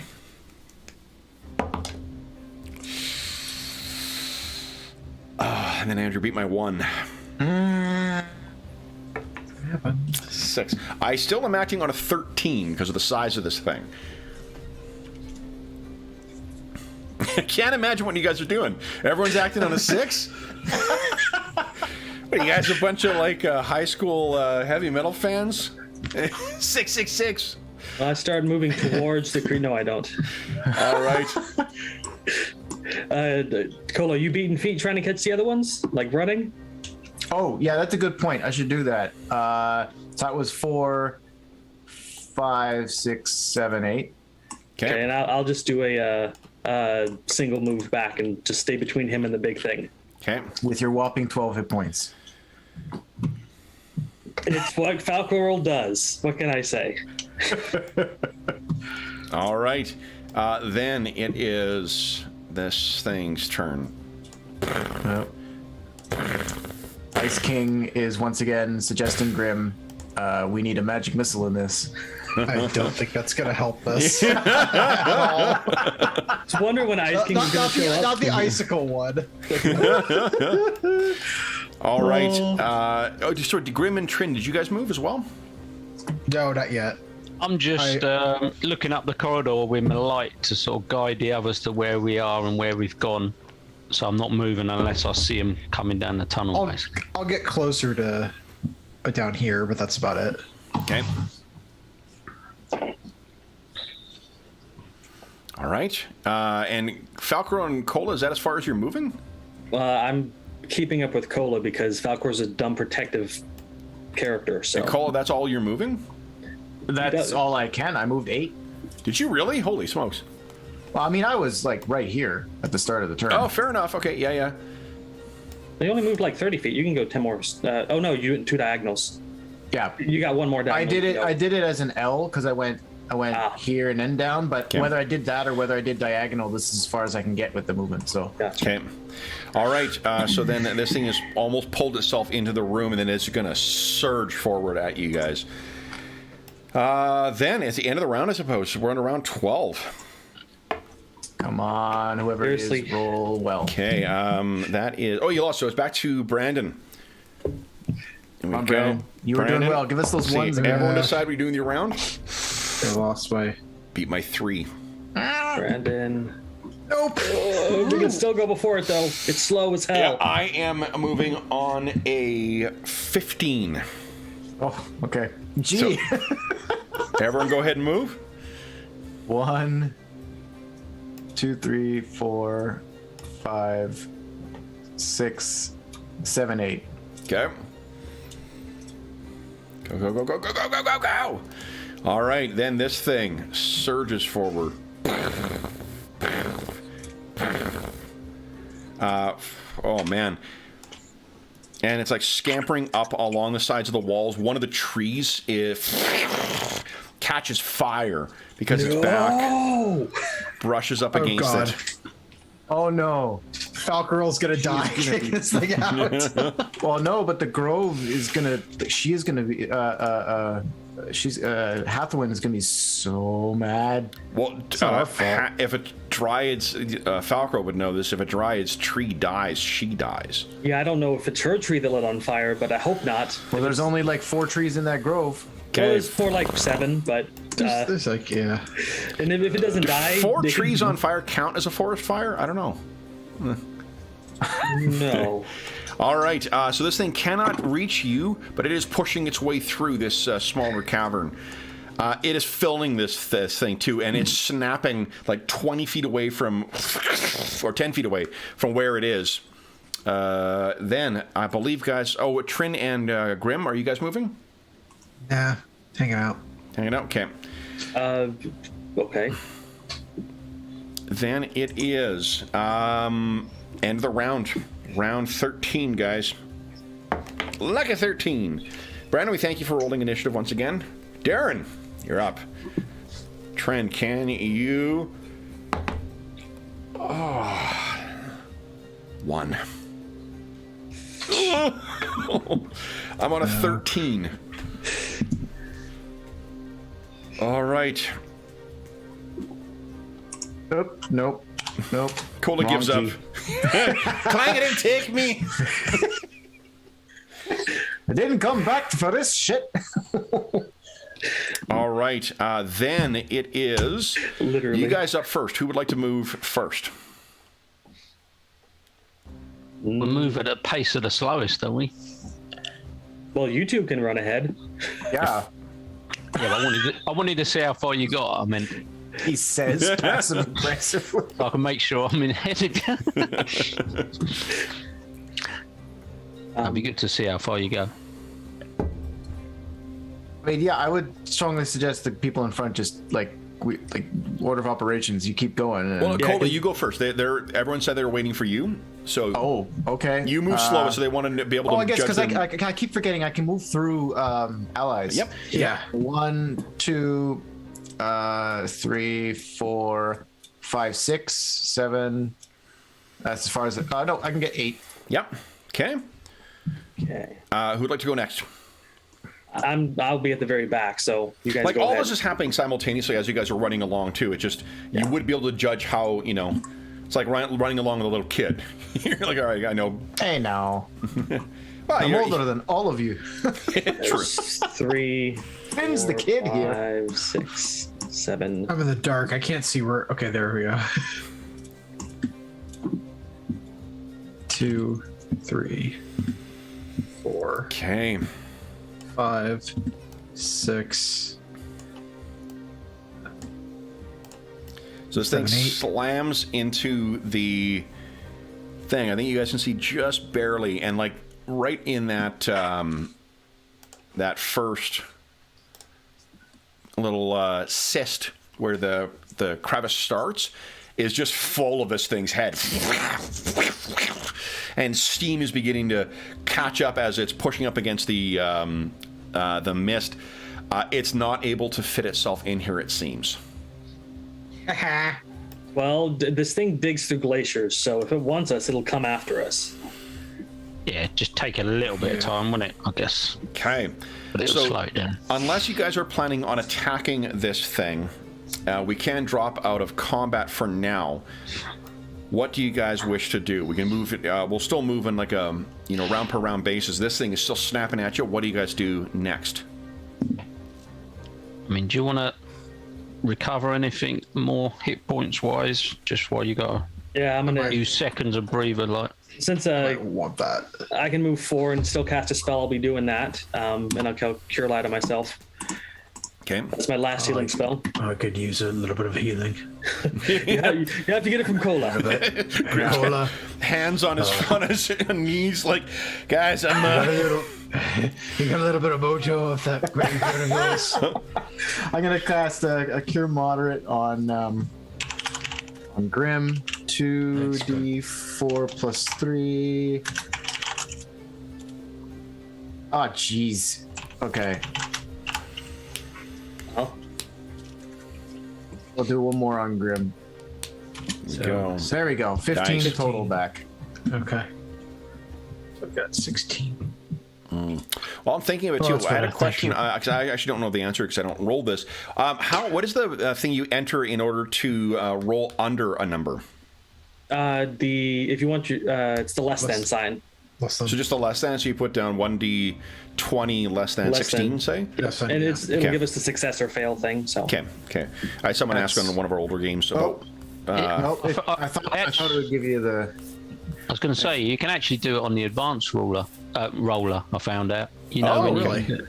it just says target number under, and you just put a number in. Oh, there you go. Oh, wow, that's Yeah. cool. So you don't have to write it out. Nice. 'Cause I Okay. just wondered how you lot were all doing it last week. So So there you are. So I'll respond to the comment as well too. But if you I can't remember which viewer asked about that, but hopefully that answers your question. All right, guys. So then you're healing for that round. This thing is slamming into the wall, and as it's sort of running up its body against it, you can start seeing the corridor is losing its stability. we must delve deeper. yeah, let's push on. All right, it's Okay. I'm gonna the dwarves. poke my head round the corner. Follow.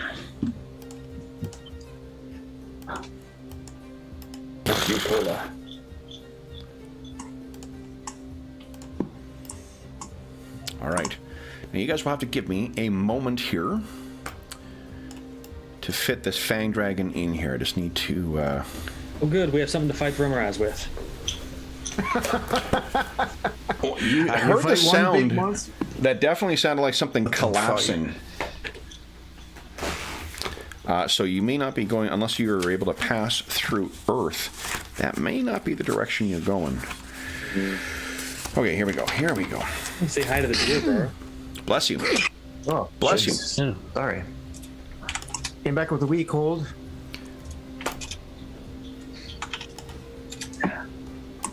Okay. 2 moments. I think what we'll do with that bit of excitement down, we'll turn that off and put that back on. All right. Oh, good job, guys. That was a tough fight. That critical hit was key, though. Yeah. Yeah. Holy smokes. That was, I think that was. Oh my god. Do I still get experience points for the spells that failed with the magic resistance? You cast him, You didn't cast them, yeah. Yeah, I did. All right, Yep. so there we go. Got something out of the deal. Well, we did defeat 2 Remoraz, the lesser ones, Yeah. so Yeah. you get a share of that. Oh, man. Okay. I want my dex back. I was want my prepared to con have back. Grim do a sacrifice moment, too, for his buddies, but... Yeah. No, I need my con and dex back. I mean, Yeah. I'm working on it. We gotta have a few more dinners with friends over a hearth. Well, I don't get it. Having 69 hit points is kind of cool, but I want the rest of them back. Oh, the Band of Baranar is fully charged. Whoa! Whoa! How many charges is that? 20? That's- 50? No, I think the maximum is 15.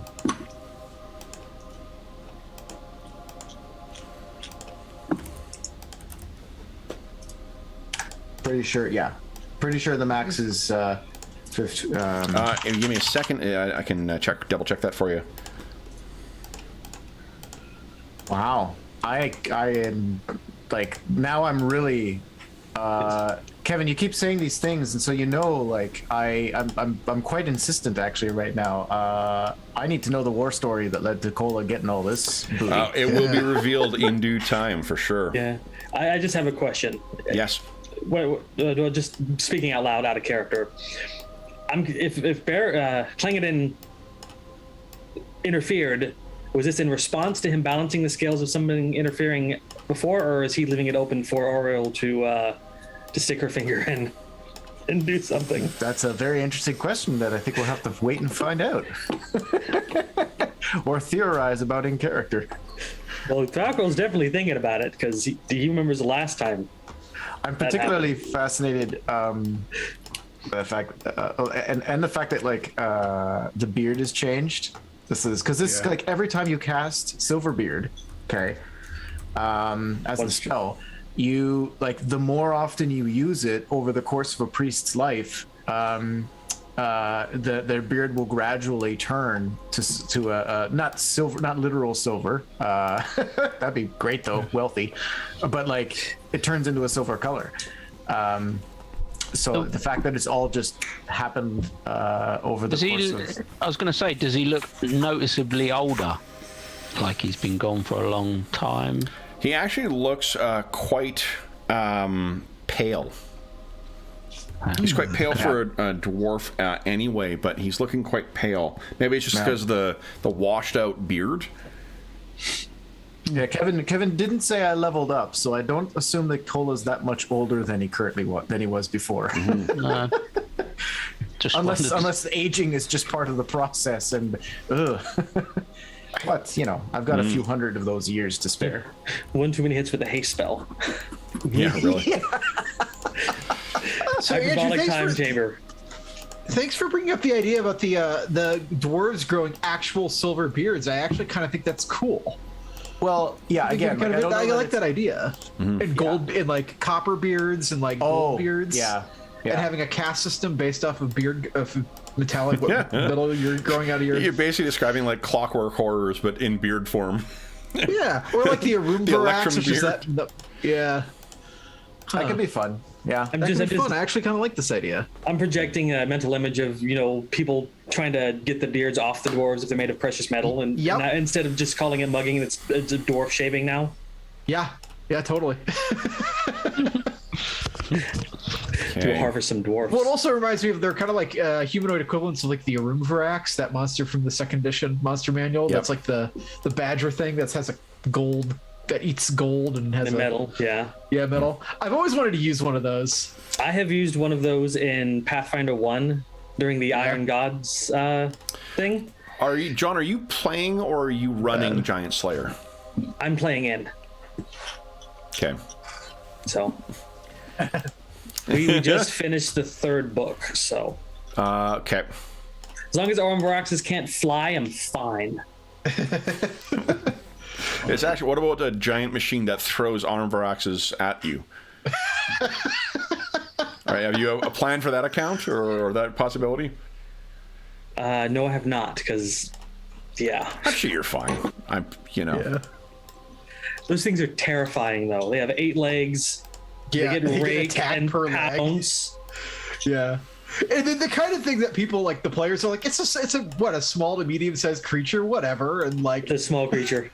Yeah, it's a small creature, but it just bites on you and just claws you with every claw that it has. I had a player get hit by one of them, and every attack landed, and they went from full health to -10 in a single round. Oh yeah. I don't know know why that creature kind of went out of vogue. Like that was like after second edition, none of the official D&D versions had it. Their base monster manual. They're terrifying. That's why. Probably that's why. Yeah, because I think it was reintroduced in not the Fiend Folio, what do they call it? The Tome of Horrors. Tome of Horrors reintroduced a lot of those oddball, like, what are they called? The Coffer Corpse, the Carroted Column, like a lot of the weird ones that no one uses. And I'm pretty sure Armborax is in there. I'll check after I've got a 3.5 version. I made a cybernetic Armborax for the later levels. The players were so traumatized from their earlier interaction, they just ran. Nope.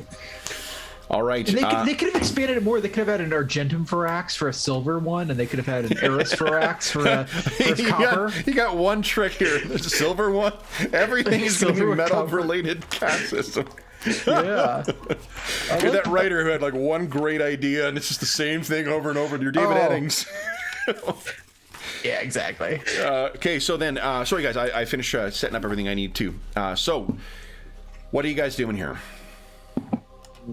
Keep moving. Yeah, I was just seeing if there was any signs of anything as we was approaching down this corridor. I was just waiting there for the others to catch up and just having a look around for You got any options. Decent healing spells you can hit me with? One or two. Let me. Where are you at? You got 19, right? So yeah, I've got another. We've got another cure mod here. That's appreciated. I'm gonna have 2 potions on me, but I do not want to use those. Not yet. Okay. Appreciate it. So what are you guys thinking here? There's only one way to go. We can still hear the thing burrowing, can we? Behind us. You heard the sound of something collapsing, actually. And that was from behind. That was from behind, yes. Oh, that's great. So the plan had been, the plan had been to get to the outside again, to the Griffins. That was plan A. That was plan A. I think plan A is quite thoroughly squashed. B went wrong when we went up the tunnel. C when we come back to the Grove. D was head down the other corridor. And this is, I think F or G were on there. Yeah. And okay. So welcome to the party, Darren. Plenty is everything is effed up. What we call SOP. Yeah. Plan E's everything's up. Now follow me is plan F. Grim's mumbling under his breath how we should have just kept going down the what you call it, the tunnel with the eye people, because that was probably where we had to go anyway. Killed. Yeah, that was when we was carrying paralyzed. Yeah. So that changed. Anyway. All right. Well. So Trin has just woken up after all this chaos and thought, hang on, I think this is where the dwarfs went. So he's going to start sniffing at the air quite urgently to see if he can smell any sort of dwarf. Here's what you can smell. There is a truly detestable cooking odor, like burning mushrooms, coming from this direction. By them. Burning mushrooms. Okay. And also we're pretty sure that they can turn invisible. So I can't remember. Does Trin have tracking? No, he hasn't got tracking. He's got the directions. Oh, direction sense. Okay. Yeah.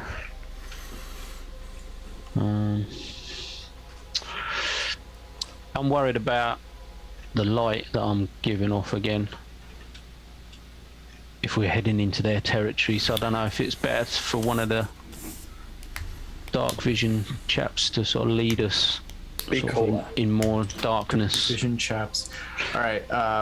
That's what Trin calls them. Falcro, you have I have tracking. Invervision. Yeah, I do have tracking. Yes. Okay. Did you want to make use of tracking? I wasn't aware I got told of anything, so I'll move up and. That's one of those things you have to look for. I'm not going to passively. Well, no, I mean, Trin didn't tell us, so I was waiting in character. Oh, sorry, John. Yeah, okay. No, I will obviously mention that I can smell mushrooms up ahead. Let's see. Being cooked or burned or. Actually, I make the check for you. Oh, okay. This is one of those secret ones. Sorry, but yes, you can see this is a very well trod. Again, it's at hard ice, so it's kind of would be normally tough, but there are some tough like crampon covered boots that are tromping back and forth, and for sure a group of at least like 6 going back and forth, and there's another bit of. You also can see the markings in the walls and on the ground of what looks like giant spiders.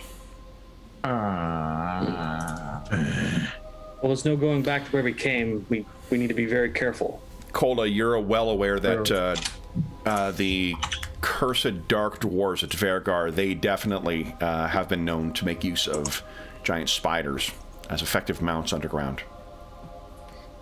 Yeah, this is that's great. I'll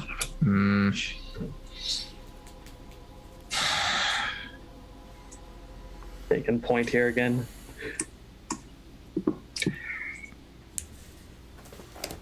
You guys ready to delve deeper?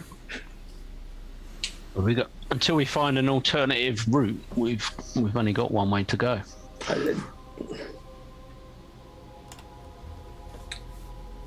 We never saw the other Dwargar come back this way. I mean, we assume they did because they investigated our presence. I think we decided they went back to the grove, but we didn't know which direction they went after that. That was that was an assumption, I think. We've got no choice. Moving ahead, guys. Okay. Falco, you get to around there, and then you hear the sound of. Honestly, it sounds like what when Cola runs. Something in heavy armor goes running off down a corridor further ahead. I think we've spooked a scout. That's great. Oh, they're invisible. That's maybe. Okay. Well, what do you guys think? Is it possible to be diplomatic with these things? No. And I say it with like I am oozing contempt. It's not the answer. Although you notice that like Cola's kind of like he's here or I'm here, but I'm kind of like I definitely have a vague expression in my eyes. Like I look somewhat distracted. Yeah, so Falco's got to look under like that's the answer he didn't want to hear but expected to hear. He kind of gets a grim line on his face, like, well, moving ahead.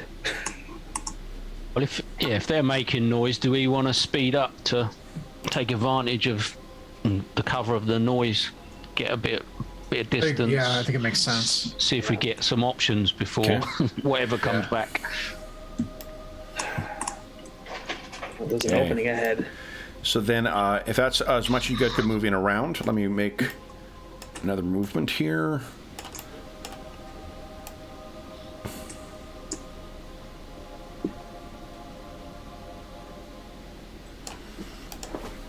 And you can hear, again, you guys don't speak it, but you can hear from further ahead, at least about 50 feet away, something speaks in an urgent voice that sounds like Dwarven, but isn't quite Dwarven.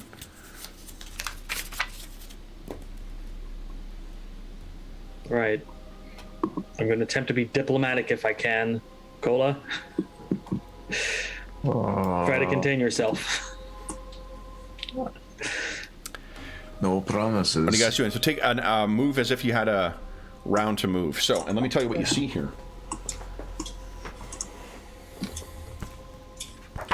Okay. And then, yeah, I can move one more, but I'm not. I'm going to stop and look. Okay.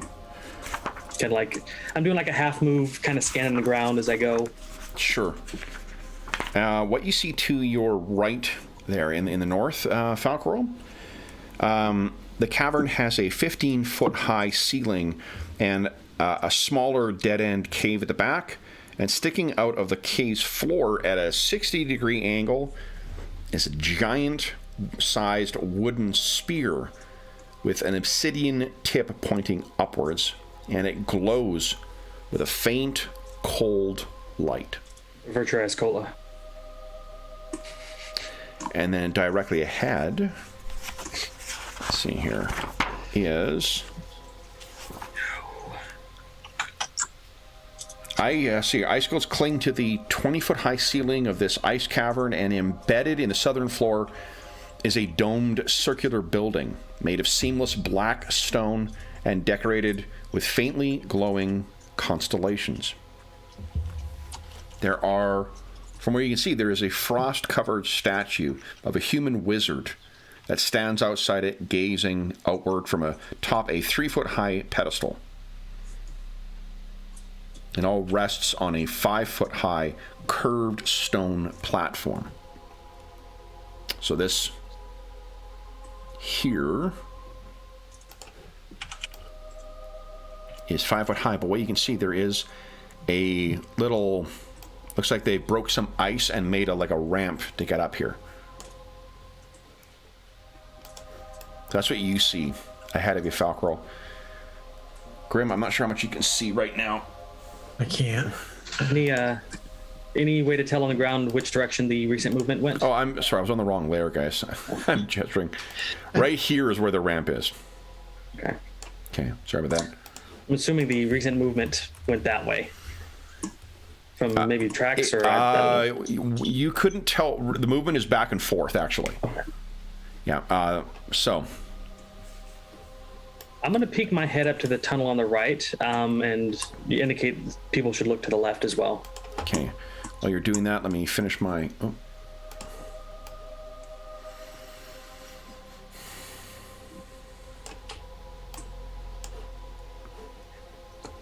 Okay. You hear more shouting in that dwarven language. My head? Yep. And then, hold on here. Oops.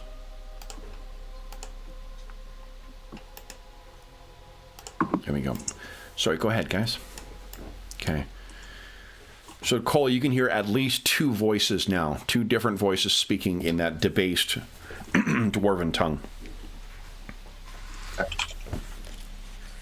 Okay, you look in there. And yeah, there is that spear. Looks like a spear tip poking out of the ground. I don't recognize the onyx material like the black ice, is it? It is obsidian, not black ice. Black ice has a distinct look to it, distinct sheen.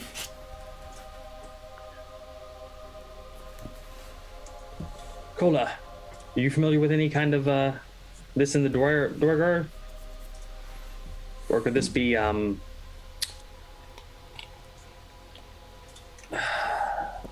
ancient civilization below? Netherese? Netherese, yes. If Grim moves up, he could give you... He's an expert in Netherese. I'll make room for Coming him. up here. All right. So I see you take snow. one look at... There's no way that's Netherese. Nope. It's Not a Netherese. 21-foot-long spear of very crude design with runes on it. That's not... Why don't you give us an ancient... you got an ancient history, don't you? Yeah, I've got that. Yep. I'm gonna go past them into the room. Okay. Can I get a better look at the runes? That's... Grim gestures at it, and it's like, those are giant runes. Like Jotun? Jotun, yes. So I can read it. There are just markings of power, not like a not a word. Okay. Well, whatever power it is still active. Although it does so- have a name, actually. There is a word on it. Forgive me, I misspoke here. Spark. Now, only the tip comes out of the total length of the 5-foot-long spear. Only about 12 feet of it is sticking out of the ice at that odd angle, and you can see down in the ice the rest of it. It's fairly translucent here. Maybe some word of power that we can use to activate it. if we get ambushed or something. Do you want to turn it on? Do I want to, or do we wait till we get attacked? I don't know. I'm gonna move into the Good room. idea. You guys do know that, remember, you need to generally have a magic item with you for a 24-hour period before you can actually make use of it, so it can attune to you. Oh. Wait, but it's like a giant weapon, right? Like, Yeah, you're not going to be able to. none of us can use that. Like, I just thought maybe it'd shoot out some sparks if I said that Spark and Jotun, but If you say Spark and Jotun, it echoes in the cave, but nothing else happens. well, Give me a second. Cockerel's gonna go ahead and make sure this thing is not a danger to the party. He's gonna get close and look at it, all right, have fun. Okay. and then he looks back at him and reaches out and brushes his fingers along the spear. Okay. Anything happen? You're touching it? Yeah. Okay. You run along, and there is a bit of a small, tiny charge, a little tendril of electricity that runs along it, and you touch it, and it's weird. You can almost, you've got an urge to grab it, as if you were going to wield it, and it's, again, it's like grabbing a tree.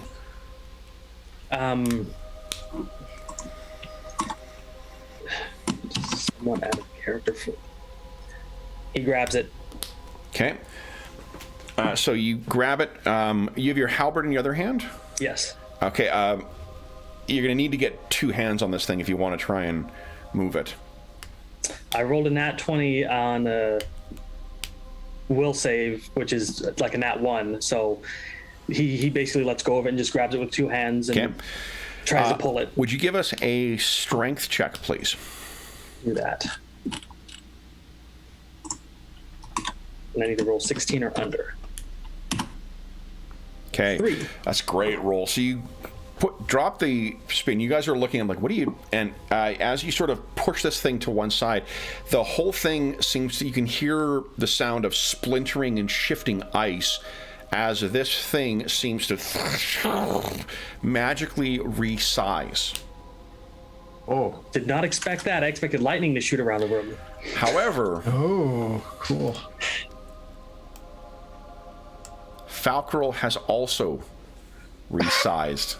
And as you pull this thing out, you turn to look at the guys and you realize immediately, is the room smaller? Falcarel has swelled up to standing 12 feet tall. Hell yeah. Falcarel looks down at this thing. He looks down at the halberd and he says, "This is mine now."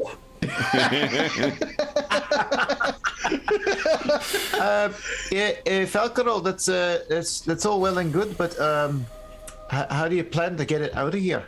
With you, if you're big and it's small, I look at the tunnel, I look at him, and I just raise an eyebrow. Falcarel, what is your strength right now? 16. 16. Normally. While you were wielding this, your strength counts as 1800. That's it. Okay. So he's Significant. he's gonna take a moment and he's gonna step over here and lean the spear against the wall and let go of it. It I'm so stays there. large. He grabs it, pulls it back. Well, it's a problem I have to worry about later. Okay. Then So- he reaches down for the halberd, which I imagine is smaller for him now. Yep. He grabs it and says, "Put in the big backpack." Okay. I'm totally talking like this as long as I'm large. So let's talk damage for this Oh my god. weapon. John, this counts as... This is the spear, right? It is a +3 spear, yeah. Oh, crap. I have a ranged weapon. It doesn't necessarily return. Just FYI. Not all magical weapons return automatically. That's okay. So you can definitely throw this, but all your other weaponry, at least the things that you the halberd that you didn't have on you at the time, that is now small. Everything else is scaled up to be appropriate to your size. Okay. Does it act like the enlarged spell? It does not, no. Okay, cool. You do, however, while you're wielding weapons, you'll have a 10-foot reach with any weaponry. If you had that halberd with you, it would be even longer. Let's see here. Your spear does 2d6 damage against small-sized creatures and 2d8 against large-sized creatures. And the speed factor is 3. That is accounting for the bonus. Speed of 3, and then it's a two-handed weapon? Two-handed weapon, yeah. So my speed's a 0 with it. Okay. Because of my two-weapon style. Nice. And you have a 10-foot reach with it. Is that stack with the 10 feet that I normally get, or just 10, period? No, that's just it. That's just a factor of you being large and wielding a weapon. Okay. However, you also take damage as a large-sized creature now. That is a trade-off, yes. Okay. So, guys, Wicked. You're sort of reacting to this right now. And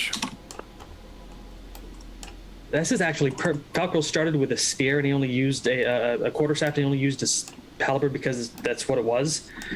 Having a spear is awesome. It's a hunting weapon. Yeah. And his god is a god of hunters. okay. Not the god of dehorsers. Yeah. So, as you guys are doing this, what is everyone else doing while Falcarol is reacting to this magic item? Watching our entrances and exits, I guess. I'm still sniffing at the air for any invisible foes, as I call them. Okay. You cannot smell anyone apart from you can smell that same stink from further down the tunnel. Yeah. And you hear voices speaking too, like they sound far off and echoey in the way they do in this weird, cavern. What do you guys do next? I'm figuring at least 10 minutes past as Falcarol's getting himself, suited in this. Falcarol, any tunnel that is only 5 feet wide, you can only move at half speed through it. Okay. I have a feeling that if I attune to this weapon, I might be able to control the size thing, but we'll find out. Maybe. Calculation. Cola, on the other hand, seeing that he has been affected by giantish magic, that is those are long time foes of the dwarves. The dwarves say that the giants stole their runic magic. The giants say that the dwarves stole their runic magic. It is a grudge that goes back for aeons. So I think that knowing that this magical transformation came from this thing, it would be hard for you to not interpret that as a curse.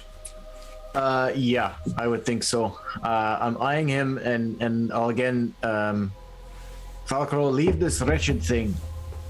Sting, this no good can come of this. Oh God, we had another history lesson about your racial enmities again. Falcarol does this like Thank the gods I'm human. Thank the gods. Yeah, because they don't hate anybody. No, we don't. Falcarol turns to look at Cola, just like he's doing like a typical slowish looking movement for being big, and he says, "It would be even worse if I started speaking in the giant tongue, would it, Cola?" And he says a few words. Do it. I grumble, I shake my head, and throw my arms up.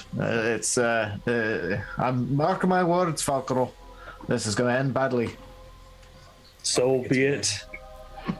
If we get out of this detestable glacier, I'll put it aside. Until then, I will use it. Okay. And then he flourishes it like really quickly with a speed of 0, and it's even faster than his halberd. That was really cool. I like that a lot. Okay. What do you guys wish to do next? Were the voices coming from the west or the north? Yes, to the west. West, yeah. So do we want to head north and avoid those for now? I would think that makes sense. That is wise. I'm totally doing it. Oh yeah. Do you want me to take a look first, big fella? That would be wise as well.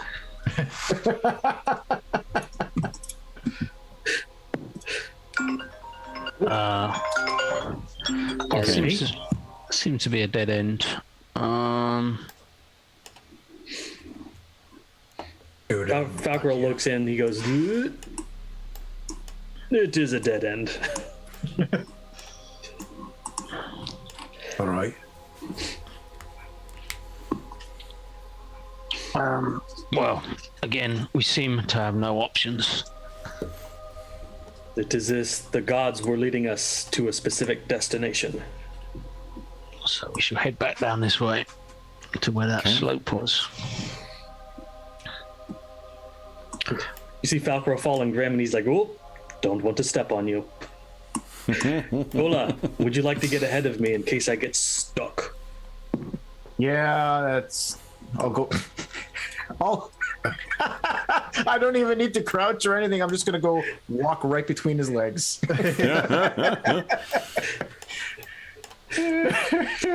This is great. Oh, jeez. What was this? I think I missed. Did you describe what that thing there was? An altar, right? The statue, yeah. Oh, that's okay. Yeah. Yeah, this is a snow-covered statue of a human mage. Yeah. Yeah. Is it somebody that I would recognize? I don't think there's a chance of that. No. Okay. Just if it does, I mean, it does have that terracotta warrior thing where it clearly it seems like it's representing someone. There's personal features or whatnot, but with how long ago the collapse of Netheril was and like some random statue, the chances I think are quite. Give us our ancient history. Maybe there's a 1.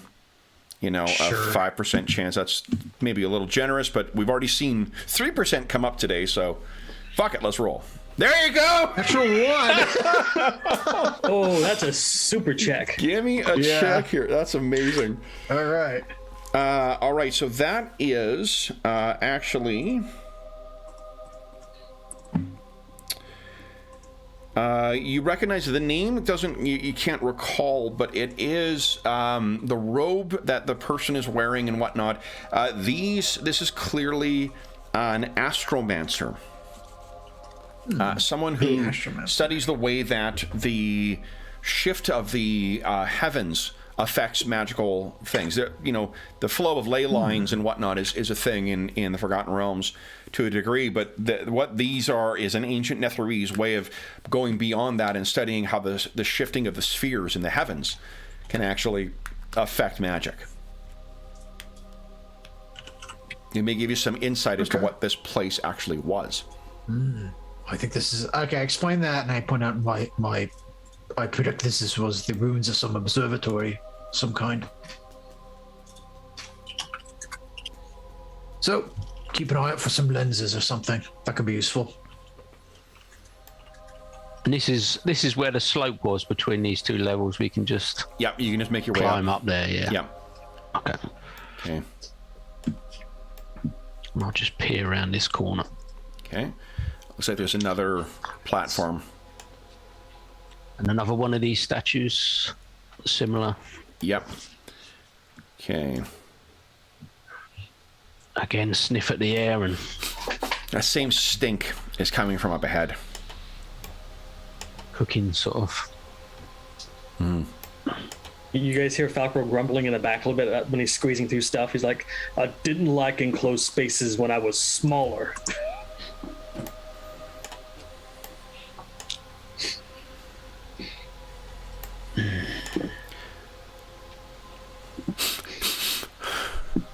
Okay. Trin, Yep. you can smell something. I'm sort of scooped down behind this All statue in here. at the moment, but In that area. It's something... Yeah, it's that same stink you smelled when the Dvergar were scouting before. It's that sort of burnt sweat. carbon. Yep, oil, steel, old, stinking leather. And obviously I can't see anything. Can't see anything, no. Okay. I'm gonna sneak. Well, I'm not sneaking because of the light, but I'll go back to the group. I can definitely smell something in that room. I think it could be the dark dwarfs, the invisible ones. I can't see anything. Would you like me to go first? I'm gonna take out my axe, the new one. Okay. And you could see me like twisting and tightening on the grip. Your strange heat vision wouldn't help, would it? To see them. Who's heat vision? The infravision? You guys, you see in the dark. Oh, yeah, that might. Grim would be able to answer that. That if there is, as Cola said, a magical working that makes them invisible, regardless of what kind of vision you have, it will not assist you. It affects all the visible spectrum and that beyond the visible. Falcro just shrugs and says, "I have never seen an invisible creature before, so I'm not sure." It's all weird. It's all weird. Of course you haven't. That's the whole point.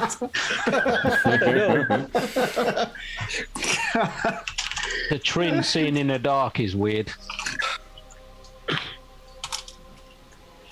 So, Right.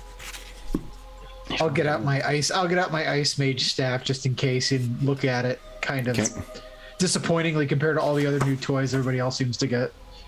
I have a halberd if you'd like to use it. Oh, I appreciate the offer, but I think I'd fall over myself.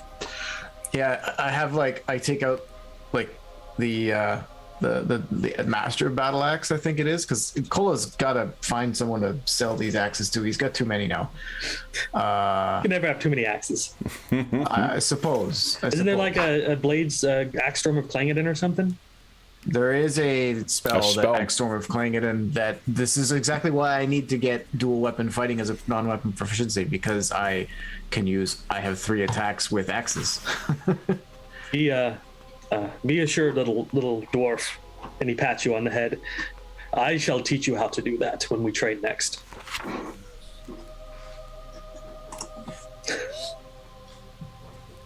I think you're letting this big bad thing get to your head, to be honest. I do have a very big head at the moment. The most important question I have about Cola's disappearance and reappearance, please tell me he still has his Craig cat cloak. He does. Yes. Yeah. His second Crag cat. Yeah. Not for the original will be lost forever. Okay, so what do you guys intend to do here? Anna wants to know, it seems. Falcro will take point if you want him to. well, they're definitely in there. I smell them. Yeah, well, maybe it's a good idea. Falcor. But again, we've got no other options. Okay. Yeah, it's kind We of can irrelevant. still negotiate, I suppose. That's not gonna work. Nope. Falcro takes him large steps around the group. He's like, "Excuse me, coming through." Moves over there. Okay. So as you start pushing your way through, and it's very uncomfortable getting into that Oh region my right there. god. You can't see anything in there, Falcro. That does not mean there's nothing in there. He keeps moving in. Okay. I kind of see him, maybe not half bent, but a quarter bent over, looking at the ground because things are farther away from him, and he's looking at the ground, looking forward, the spear at the ready. Okay. You see nothing. It appears to be clear, and he keeps stepping ahead. Okay. It looks like the passageway arcs off to the left, a little further forward. And this is a 5-foot drop. It is, yeah. He ignores the stairs entirely and just steps over here. Okay.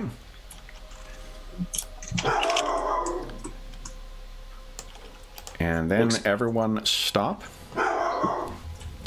Some ready actions are going to go off. Falcor, what's your AC right now? Since I don't have my dex back, it's still a 4. Okay. Probably should have used the ring.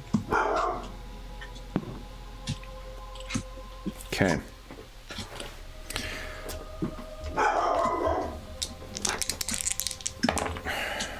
Eesh. Falcor, that is 14 points of damage that ignores 2 points of DR. Okay. You little fucker. And then 7 points of damage that ignores DR. Two what look to me 8-foot tall, stocky, gray-skinned dwarves have just buried battle axes into your shins. Ow. Guys, let's everyone decide what they're doing with your round. We're going to roll some initiative. I have a question. This 10 feet reach I have with a spear is natural reach, so I can attack next to me with it now? You have no difficulty attacking anything adjacent. It just means you can attack otherwise. All right, guys. So let's change up the music as well. Let's see here. Not that. Is we haven't used Death and Axes in this one. That's Dave's favorite from Night Below. Fight defensively action, like attack but take a penalty. There is not, no.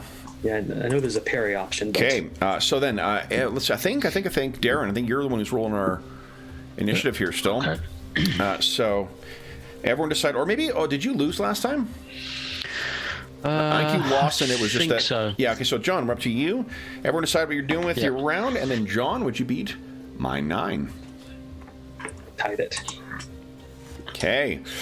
I am acting on a.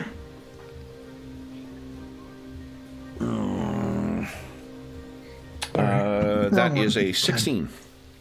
Oh, sorry, I did that wrong. I am a 15. Okay. All right. So then, first up is Falcor. What are you doing? Just because of how fast this spear hold is. on. I have bad news for you.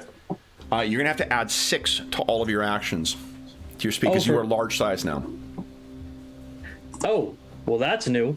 Yep. So 15. Okay. It makes sense. The Remoreses were slow too. Yep. So that means that Trin and Grim are up. No, yeah, Trin and Grim are up first. What are you guys doing? What was you planning on doing? I'm just gonna. I'm going to. So, because the one I'm gonna cast basically sleeps in such a way that it hits this dwarf down here. Hold on. This one. Okay.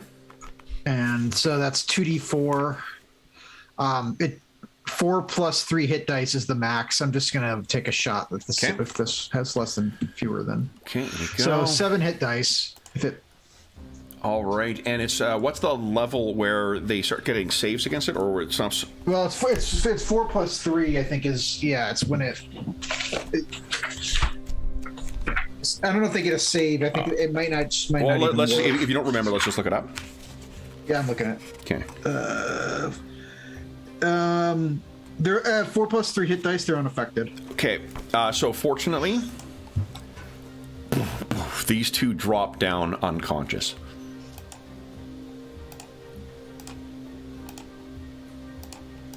Okay. You saved my life, Grim. You saved my life. Then it is Nice to be useful. And unlike Drow, they don't have magic resistance. So it was Trin's turn. It was Grim's turn. Trin, what are you doing? Well, I was going to attack it. What's the situation with unconscious? Can you put these things to death, or no? What it does still gotta is attack it? Yeah, you just get a substantial bonus against them. But that's going to wake them up. I mean, it would count as your backstab. So it'd be what? What's your multiplier for backstab damage now? Times 3. Yeah, 5th levels times 3. Yeah. Do it.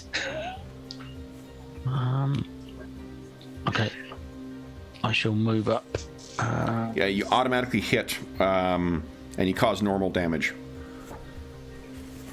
Okay.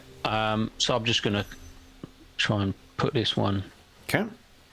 Just does normal damage? Normal damage, yeah. Is it worth it? Well, I mean, he gets his 3 times backstab, but Times 3. right? Oh, okay.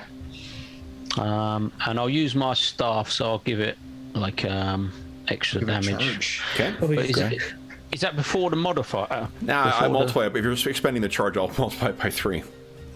Yeah. Okay. Jeez. I mean, this is effectively like you're placing it like right against his temple. Yeah. 4. So I've got to add. What is it for a charge? It's plus. That his head explodes. There's nothing Nice. but a gooey mess left from where his head once was. Cola, you're up in a 13. What are you doing? I think. Well, I'm gonna 1, 2, 3. Nope, can't do that. I have as far as I can go. I'm gonna cancel. I'm not gonna cast the spell I was going to cast. I'm just gonna move. Okay. That far, and that's it. Okay. Then Falcro. Gotcha. Well, since his actions were, delayed for being large, he was in the middle of spinning his spear and jabbing it into the body. So at the last second, he arcs it down and stabs it into him. Okay. Go ahead. Roll damage. A small size creature. Small, medium. No bonus. Okay. 14. You skewer this one through. Wow. And as you withdraw for both Trin's, after the effective Trin's spell and your spear, these things size back down magically to be the same size as Cola. Oh, so they were bigger, but still look medium size or so? Yeah, because they don't they double their size and it doesn't push them into the large size category. It's not like third edition or forward. They're like human plus size. Exactly. They're like noble size, to be honest. Okay. So then, Goliath almost. Valkyrie's like, he grabbed his chin, he's like, ow. Falcro's pretty banged up right now. What are you guys doing next? Have you got any healing left? Cola. Yeah, I have got. Cola. Doesn't that restoration like heal hit points as well? The No, you can restoration choose what it does. Oh. so okay. What do I got here? Oh, I was going to check that for you. Hold on. I can tell you. It is... I'd hate to use the ring, but I'm the only person here with stats down and the only melee character, really. I was going to say, can you? No, we've got. I've got a couple. Falcro, I know you too well. I did not use all of my cure moderates on you the last time. It is appreciated, but as you can tell, I'm very easy to hit at the moment. I was going to say, can you restore Constitution? Because that would act as healing at the same time, wouldn't it? Yeah, I'm. Yeah. Let's see. Well, there's 10 hit points Cola? for now. 20 charges at max. Oh, okay, that's cool. So there's 1 cure mod for Falcro. Ooh, thank you. Have you got minuses on Constitution, or? I do, yes. But would it like make a difference to? Yes, 15 is the cutoff, and my Constitution is 15 normally. So 16 normally. I'm down 2. Okay, so you're down 2 con. And You're down, but your dex is really down too, right? my dex will heal with time. Yeah, that's coming back in it naturally. Okay. So Still down 9 dex. So just a check-in. Who currently has ability drain in effect? That will not restore on its own over time? Other than Falcro's low, he's down by 2 in con. Anyone else? I don't think I have No. any ability score drain right now. Because we all got it back, didn't we, from the Grove? We did from the Grove, right? Yeah. Okay. Yeah. So then I could, if it's fully charged, the ring, it takes 10 charges to do restoration. So I can use 10 charges right now. And Falcor, I'll cast restoration on you to get your Constitution back up to full. Hey, that'll give me plus 14 hit points just from the con restored. Okay. So let me add 14 more to this bar, which means 83. Okay. And I can do another. I've one more. Well, I've another cure moderate and 2 cure serious. We're going into some dangerous territory. So I guess my question would be, I can easily give you a lot more hit points. I'm just thinking, do we want to see what we come up against and keep some healing available? Because you're tapped out still. Yeah, I haven't rested, So I'm it for healing. It might be a good idea to heal now and then. Grim, do you have a potion? No, I used them all.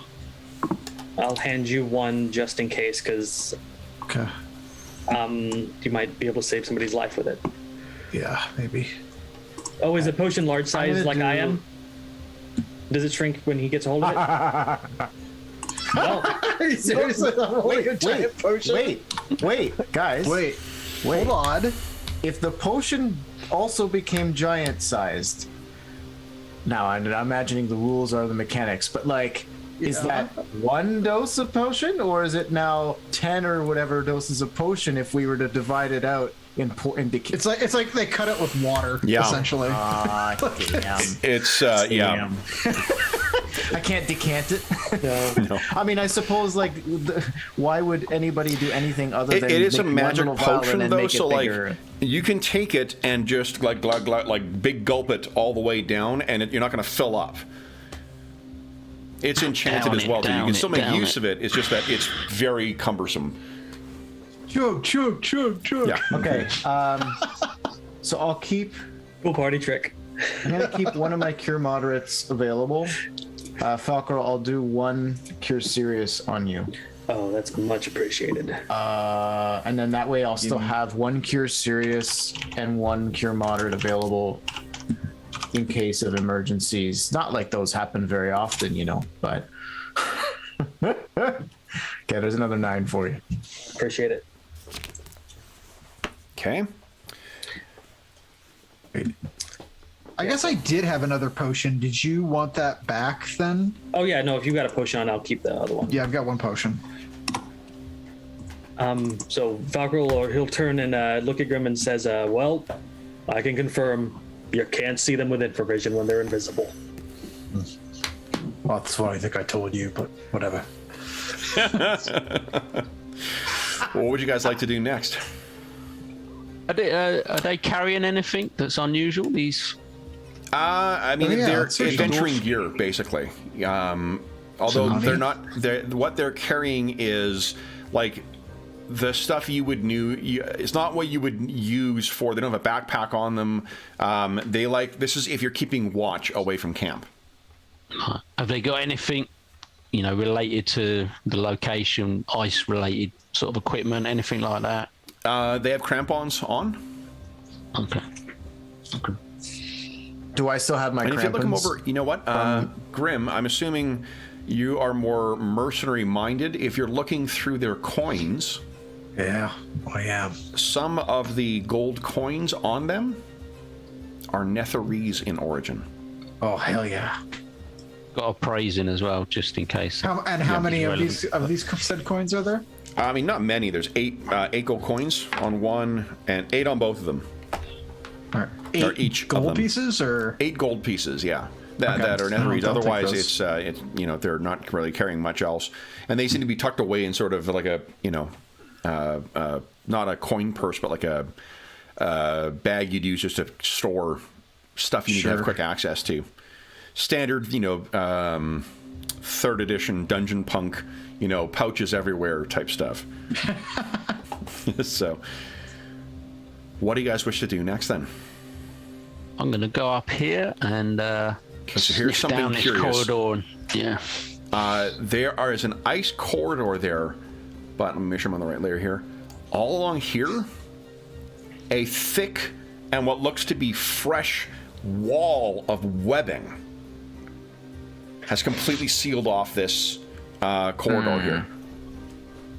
Light on fire. Perhaps we should make camp. Yeah. That may not actually be a bad idea. We know what is behind us, and this webbing, if it's thick enough, will at the very least we'll know that someone's coming through it. Would we though? But it looks fresh, did you say? As in... I mean, there's giant no spiders. frost on it whatsoever. That's what makes you think it's fresh. Yeah. Like everything else seems to have that rime on it. Although we heard someone running off. What if That's these true. two sent someone off and then they had a spider, they were riding a spider or whatever, and they rapidly did this to trap us, and these two were just to basically be sacrifices Good point. or hold off or whatever. 'Cause, in other words, this may not be a safe place. I think with the amount of, because again, it's like 20 feet tall in here, to fill 5 by 20 with this many webs, there's either one really fucking big spider on the other side there, or there's quite a few. Yeah, that's also not. I mean, that still draws me to the conclusion that this is not a safe place to. Or it's been done over a bit of time, maybe? Looks pretty fresh. Yeah. Okay. Also, I mean, if what it would mean then is that there are two, invisible Dvergar with no other supplies, no food or anything that are stationed here. Yeah, that's true. Unless they went out the other way, but I don't And the seem smell to. of cooking is this. What other way? Oh, you mean the way towards the grove? Yeah, but yeah. The only tracks you saw there that were Dvergar went up to that point to the east of the grove, and then sort of looked around and then came back, and then the other one was going down towards the city in the direction of the Nothix. We likely won't be able to dig our way out either.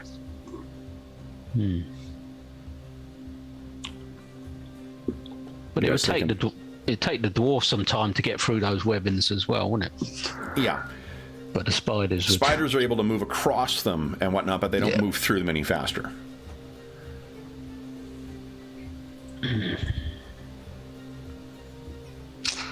Well, Can Falcrol move up here and look to see if any of the tracks are extremely fresh, like they booked out? I don't know if you could. Yeah, I don't think you could tell. I mean, there's lots of movement through. It's stocky dwarves and plate mail. Each of those dwarves had a shield with them and had a battle axe as well. Falcrol says, "I wonder if they close this off when they leave to go to the city and then take it down when they come back." yeah, I'd say that was more of a defensive maneuver rather than trap us in, because at the time the tunnel was still, Open. still open to as far as they knew. So, yeah. Cola, it also means that they, this is in keeping with what you expect from the cruel tactics of the Dvergar. They left two of theirs behind to face you while they... Right, because they wouldn't have known. Well, I mean, hold on a second. I turn to the group. I'll turn around. Friends, perhaps we're assuming too much, and perhaps we've been. Our paranoia might be getting away with us. Falcaro might be right. This might be a place to rest for now. If you think, we thought we heard someone running away as if alerting a guard, and these two were left here behind. What might have triggered that alarm? We're assuming that it was us. Could it not have also been a rather loud noise, the sound of a collapsing tunnel, the sound of the vibrations of some sort of quake? It could have been the Ramaraz that was causing, or the worm, sorry, that alerted them. That could have been the thing that caused them to run. They blocked this off to try to slow it down. We don't know. Good point. They may not be in any hurry to get back here anytime soon. Well, that was what I was saying. That seems a very defensive Yeah. way of blocking off a corridor. So I would say we've got some time, potentially. I And think I there agree. is no good place to rest. This is as good as any. Yeah, that's exactly. I think that's the point. I think, like, I agree that there's not going to be anything better. And if Maybe or we got the spear, maybe. well, we do have that, yeah. Because like I mean, even that even has the one. Durgar- Yeah. In this place, the spear has one entrance to it. This has two. They can hit us from both, maybe. The place with the spear. Oh, it was a dead end, wasn't it? Yes. Yeah. Yes. So I think it's more. I think I think the spear is more defensible. Yeah. When you guys talked about the spear, he goes, "I wonder why they never touched it." Yeah. I wonder why. Because they're dwarves. That's why. Well, for one, they don't need Prejudiced the axe to gain in size. They can just do that on their own. But yeah, Falcoro, it's a very good question. Hey, Grim, do you have one of those No, wait. That will leave you helpless for a day. Yep. If you're concerned I can about try to detect if there's curses magic, as but- well, remember that identify does not identify curses. Yeah. Yeah. So Falcon, because of his saving throw, he wasn't worried about that at all. He just shiny, and he wanted to see what would happen. It's gonna catch up to you sooner than later. But if you never make any bad decisions, Like he ran. Well, I guess the ring wasn't necessarily a bad decision. It was a desperate decision. There is a difference, I think. yeah. I agree. Let's do the room with the axe or the spear, because I think easier to defend one way in than two.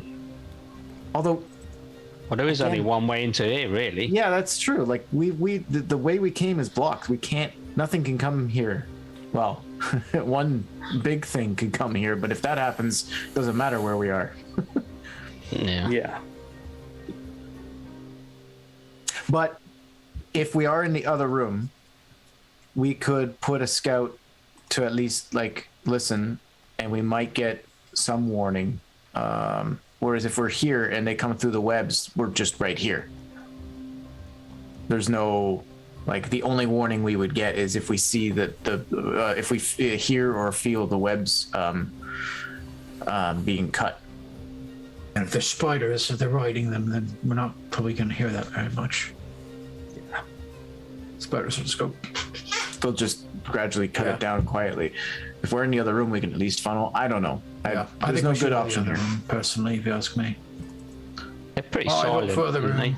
Spiders, pretty silent. Yeah, that's what I think. And some of the most deadly poison in second edition. Yeah. Yep. I don't want to be next to those.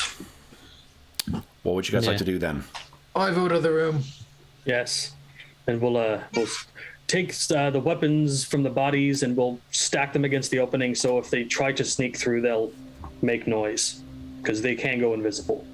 Should we move the bot? I mean, they're well, it's dwarf just- size again, right? So Well, I mean, he intends to stack a bunch of weapons or stuff there. So if they try to get through the room, they might clatter down and fall. where are these weapons coming from? Yeah, Yeah. Then the dwarves have battle axes? Yeah, it's 2 axes though. yeah. How big is the pile that you're foreseeing? Put 2 I just want to be axes clear like what this. you're proposing here, because it's not like there's so many that you can just create a pile Yeah. that they'd have to clatter through. There's one battle axe on each of them. There's probably a knife on each of them. I think we'll probably we'll just put the guard up. I've That's got what I a do. quarterstaff that's large. Do any of you guys have what is it? The set snares proficiency? Because you could jury rig something like do. that, maybe. I do have a. Yeah. I do Yeah, have the give sets. us a set snares check there, Falcor. I don't want to take away what would be a good idea. He's try to warm his fingers up because the halberd isn't in his hands anymore. And Yeah, and there's a choke point right around here, right? So it could easily Yeah. be somewhere. Okay, so you've got something up that'll clatter a helmet down. So you'll get an audible noise if someone triggers the trap. And then where are you guys planning on? room with the spear. Okay. He waits for Cola to go ahead. All right. And then you guys, this has been now about another hour and a half of time. So an eventful hour and a half, no doubt. Let's even be generous, say 2 hours, including your downtime and whatnot. That puts us at, I think, another 2 hours. So if anyone else is recovering, waiting to recover stuff, there's 2 more points that are recovered for anyone. Oh, shit, fuck. What are we doing here? I went to the chat log trying to find, I think it was 7 hours that you guys had been resting. So you guys are now 9 hours you've been resting. So you regain 2 more points, I think, Falcor, of whatever your lost points were. And that means you guys have been awake for 13 hours now. So you're getting very close to being able to take another rest. Are you guys just planning on waiting here until you can complete a rest? I think so. Yeah. Be good, yeah. Okay. So that seems to be the plan. So before you guys can take a rest, it'll be another 6 hours, I guess. No, that's not right. Is my memorization tied to days too? 4. Yes. Okay. Yeah. You need. It's not the memorize. It's you need to have a full rest. You know, and then once you do that, you can't take another rest for another 16 hours or 24 hours. Sure. 16 hours, not 24. No 15-minute adventuring days. No 15-minute adventuring days here. No, just careful planning. During the period of rest, not so much as sleeping, but between when we can actually rest, we should have like 2 people go and double check the other room and come back or so, just to make sure that the webs are still there. Well, we might trigger the snares though. There is also the fact that they were invisible. True. Yeah. Well, I'm just mostly if the webs are still intact. Yeah, because visibility. They'd have to cut through those. If they did cut through them, we wouldn't see them and we'd get attacked. Oh well, let's leave it a chance then. Stay in the room. Okay, well, we'll find out how successful that plan is in 2 weeks' time. So, guys, XP for today. Ooh, what a day. Let's see. This. Wow. Yeah. It was a heck of an eventful session. All right. Now, nothing was undead today, so those of you who benefit from undead, unfortunately, had a down day today. You did defeat... let's see here. I'll give you a little bit for running away from Mom as well. So you guys defeated 20 hit dice worth of adversaries today. Where on earth is my phone? Oh, I must be charging it. Do this the old-fashioned way here. All right, so that is plus how many points? Astonishing Fortune are left? We have 1 left. Okay. After the first 10 minutes, I was like, oh well, they're gone. That was a very. Oh my god! Yeah. That was a tough fight. Remorazes are no fucking joke. Yeah, 10d10 damage for landing on their back. Ooh. Yeah. It's brutal. Well, I even I considered adopting some of the damage from later editions just to try and mitigate it. I'm like, you know what? I mean, it's that way for a reason. It is what it is. Yeah. So and you can telegraph a way to avoid it. So, and it's not like they attack by throwing themselves over. Their bite though, even the small ones have huge fucking damage. All right, and there's only 4 of you today, so guys. That means that is 3 and... All right, so that is 3,012 XP. 3012 each.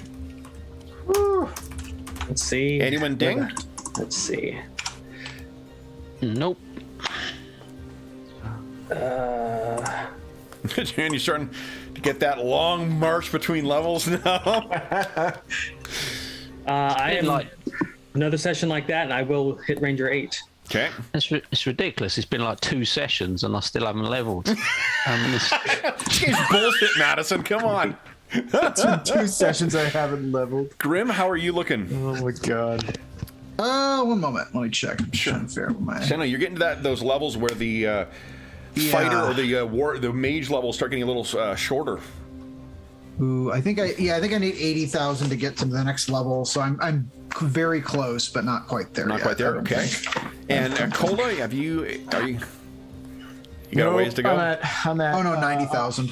I'm at 113,400 out of a required 142,000 to level. So I'm getting there. If I get 2,216, and that's divide that into each class, I will hit Ranger 8. Nice. So, freaking Dorgar. Nice. Okay. So then, guys, that brings our session to a close. So for those listening at home, thank you so much for joining us for session 84 of our Legacy of the Crystal Shard campaign. As is always the case, if you have any comments, questions, or concerns regarding the session, the campaign, or the game we're playing, please do not hesitate to leave a comment in the comment section down below. And while you're down below, you can find a link to our friends at Noble Knight Games, who have offered a very sweet 10% discount on any purchase over $10 through their website. I have Noble Knight to thank for many of the books in my second edition and third edition collection, as well as the players' handbooks that most of the players have come from Noble Knight as well. Noble Knight, if you decide to take advantage of that on checkout, just enter the code DungeonMuser, which you can find in the described down below as well, and you'll save 10% on your purchase, and that stacks with any other deals that they have going on. So, or at least it did last time. So be sure to check that out if you are, or be sure to enter it if you are purchasing something from Noble Knight. In addition, we will very soon have an active link down below for our Heroes Save Villages campaign. So our charity campaign will be back and active again very, very soon. We also will have our news soon about our next charity raffle. We already have some prizes in for that, including something from our friends at Beetle and Grimm's Pandemonium Warehouse, another great box set from them, as well as a chainmail dice bag donated by Dave, and I picked up something to add in as well from a game that is now defunct, but it will be a sweet prize for some generous donor. But I'll have more information about that shortly. You can also find a link down below to the Dungeon Musings Discord server, where all of us are active. We have channels dedicated to this campaign, every game we run on the channel, as well as a bunch of other great channels, including information about conventions and just general chat. Some great people over there. You are more than welcome to join us over there. And speaking of great people, a last thank you to our stalwart heroes. So, Brandon, Darren, John, and Andrew, thank you so much for playing today and for giving me an excuse to use my first Remo Raz as well. I've never used one before in a game, and holy fuck, are they terrifying. Like that crazy magic resistance makes them even more terrifying than dragons in some ways. It's much higher than what the magic resistance for them is much higher than what dragons have, so... Yeah, congratulations. Scary creatures in AD&D, even worse than 3.5 or Pathfinder. Yeah, most definitely. Especially in such a closed quarter environment where there's nowhere to go, especially when one of you goes into a dead end without knowing it and realizes, oh shit. So I think that just cranked the intensity as well. Like there was no way visibly out. It's not the only place he went though, is it? Yeah, exactly. Well, I mean, there was a way out. Oh, got a dead end. Oh, and I'll just go to a different plane instead. One way to get out of there. Imagine in the film version of this too. It's like Cola just it's almost as if Cola gets to somewhere, turns around, realizes we're fucked, and goes, oh well, and he bamfs out. Everybody else was like, that motherfucker just left us here. I'm not even sure. Like Lord of the Rings, where Gandalf the wife comes back 2 minutes later. This is Cola the White of Beard. Cola the White. Or silver. All right, all hack dungeon masters everywhere, I just steal my ideas from Tolkien, so... Yeah. All right, then. So then we will be back in the Icewind Dale in 2 weeks' time. Until then, we hope that we gave you a few hours, take your mind off of the troubles of our world, the many troubles of our world right now, and to...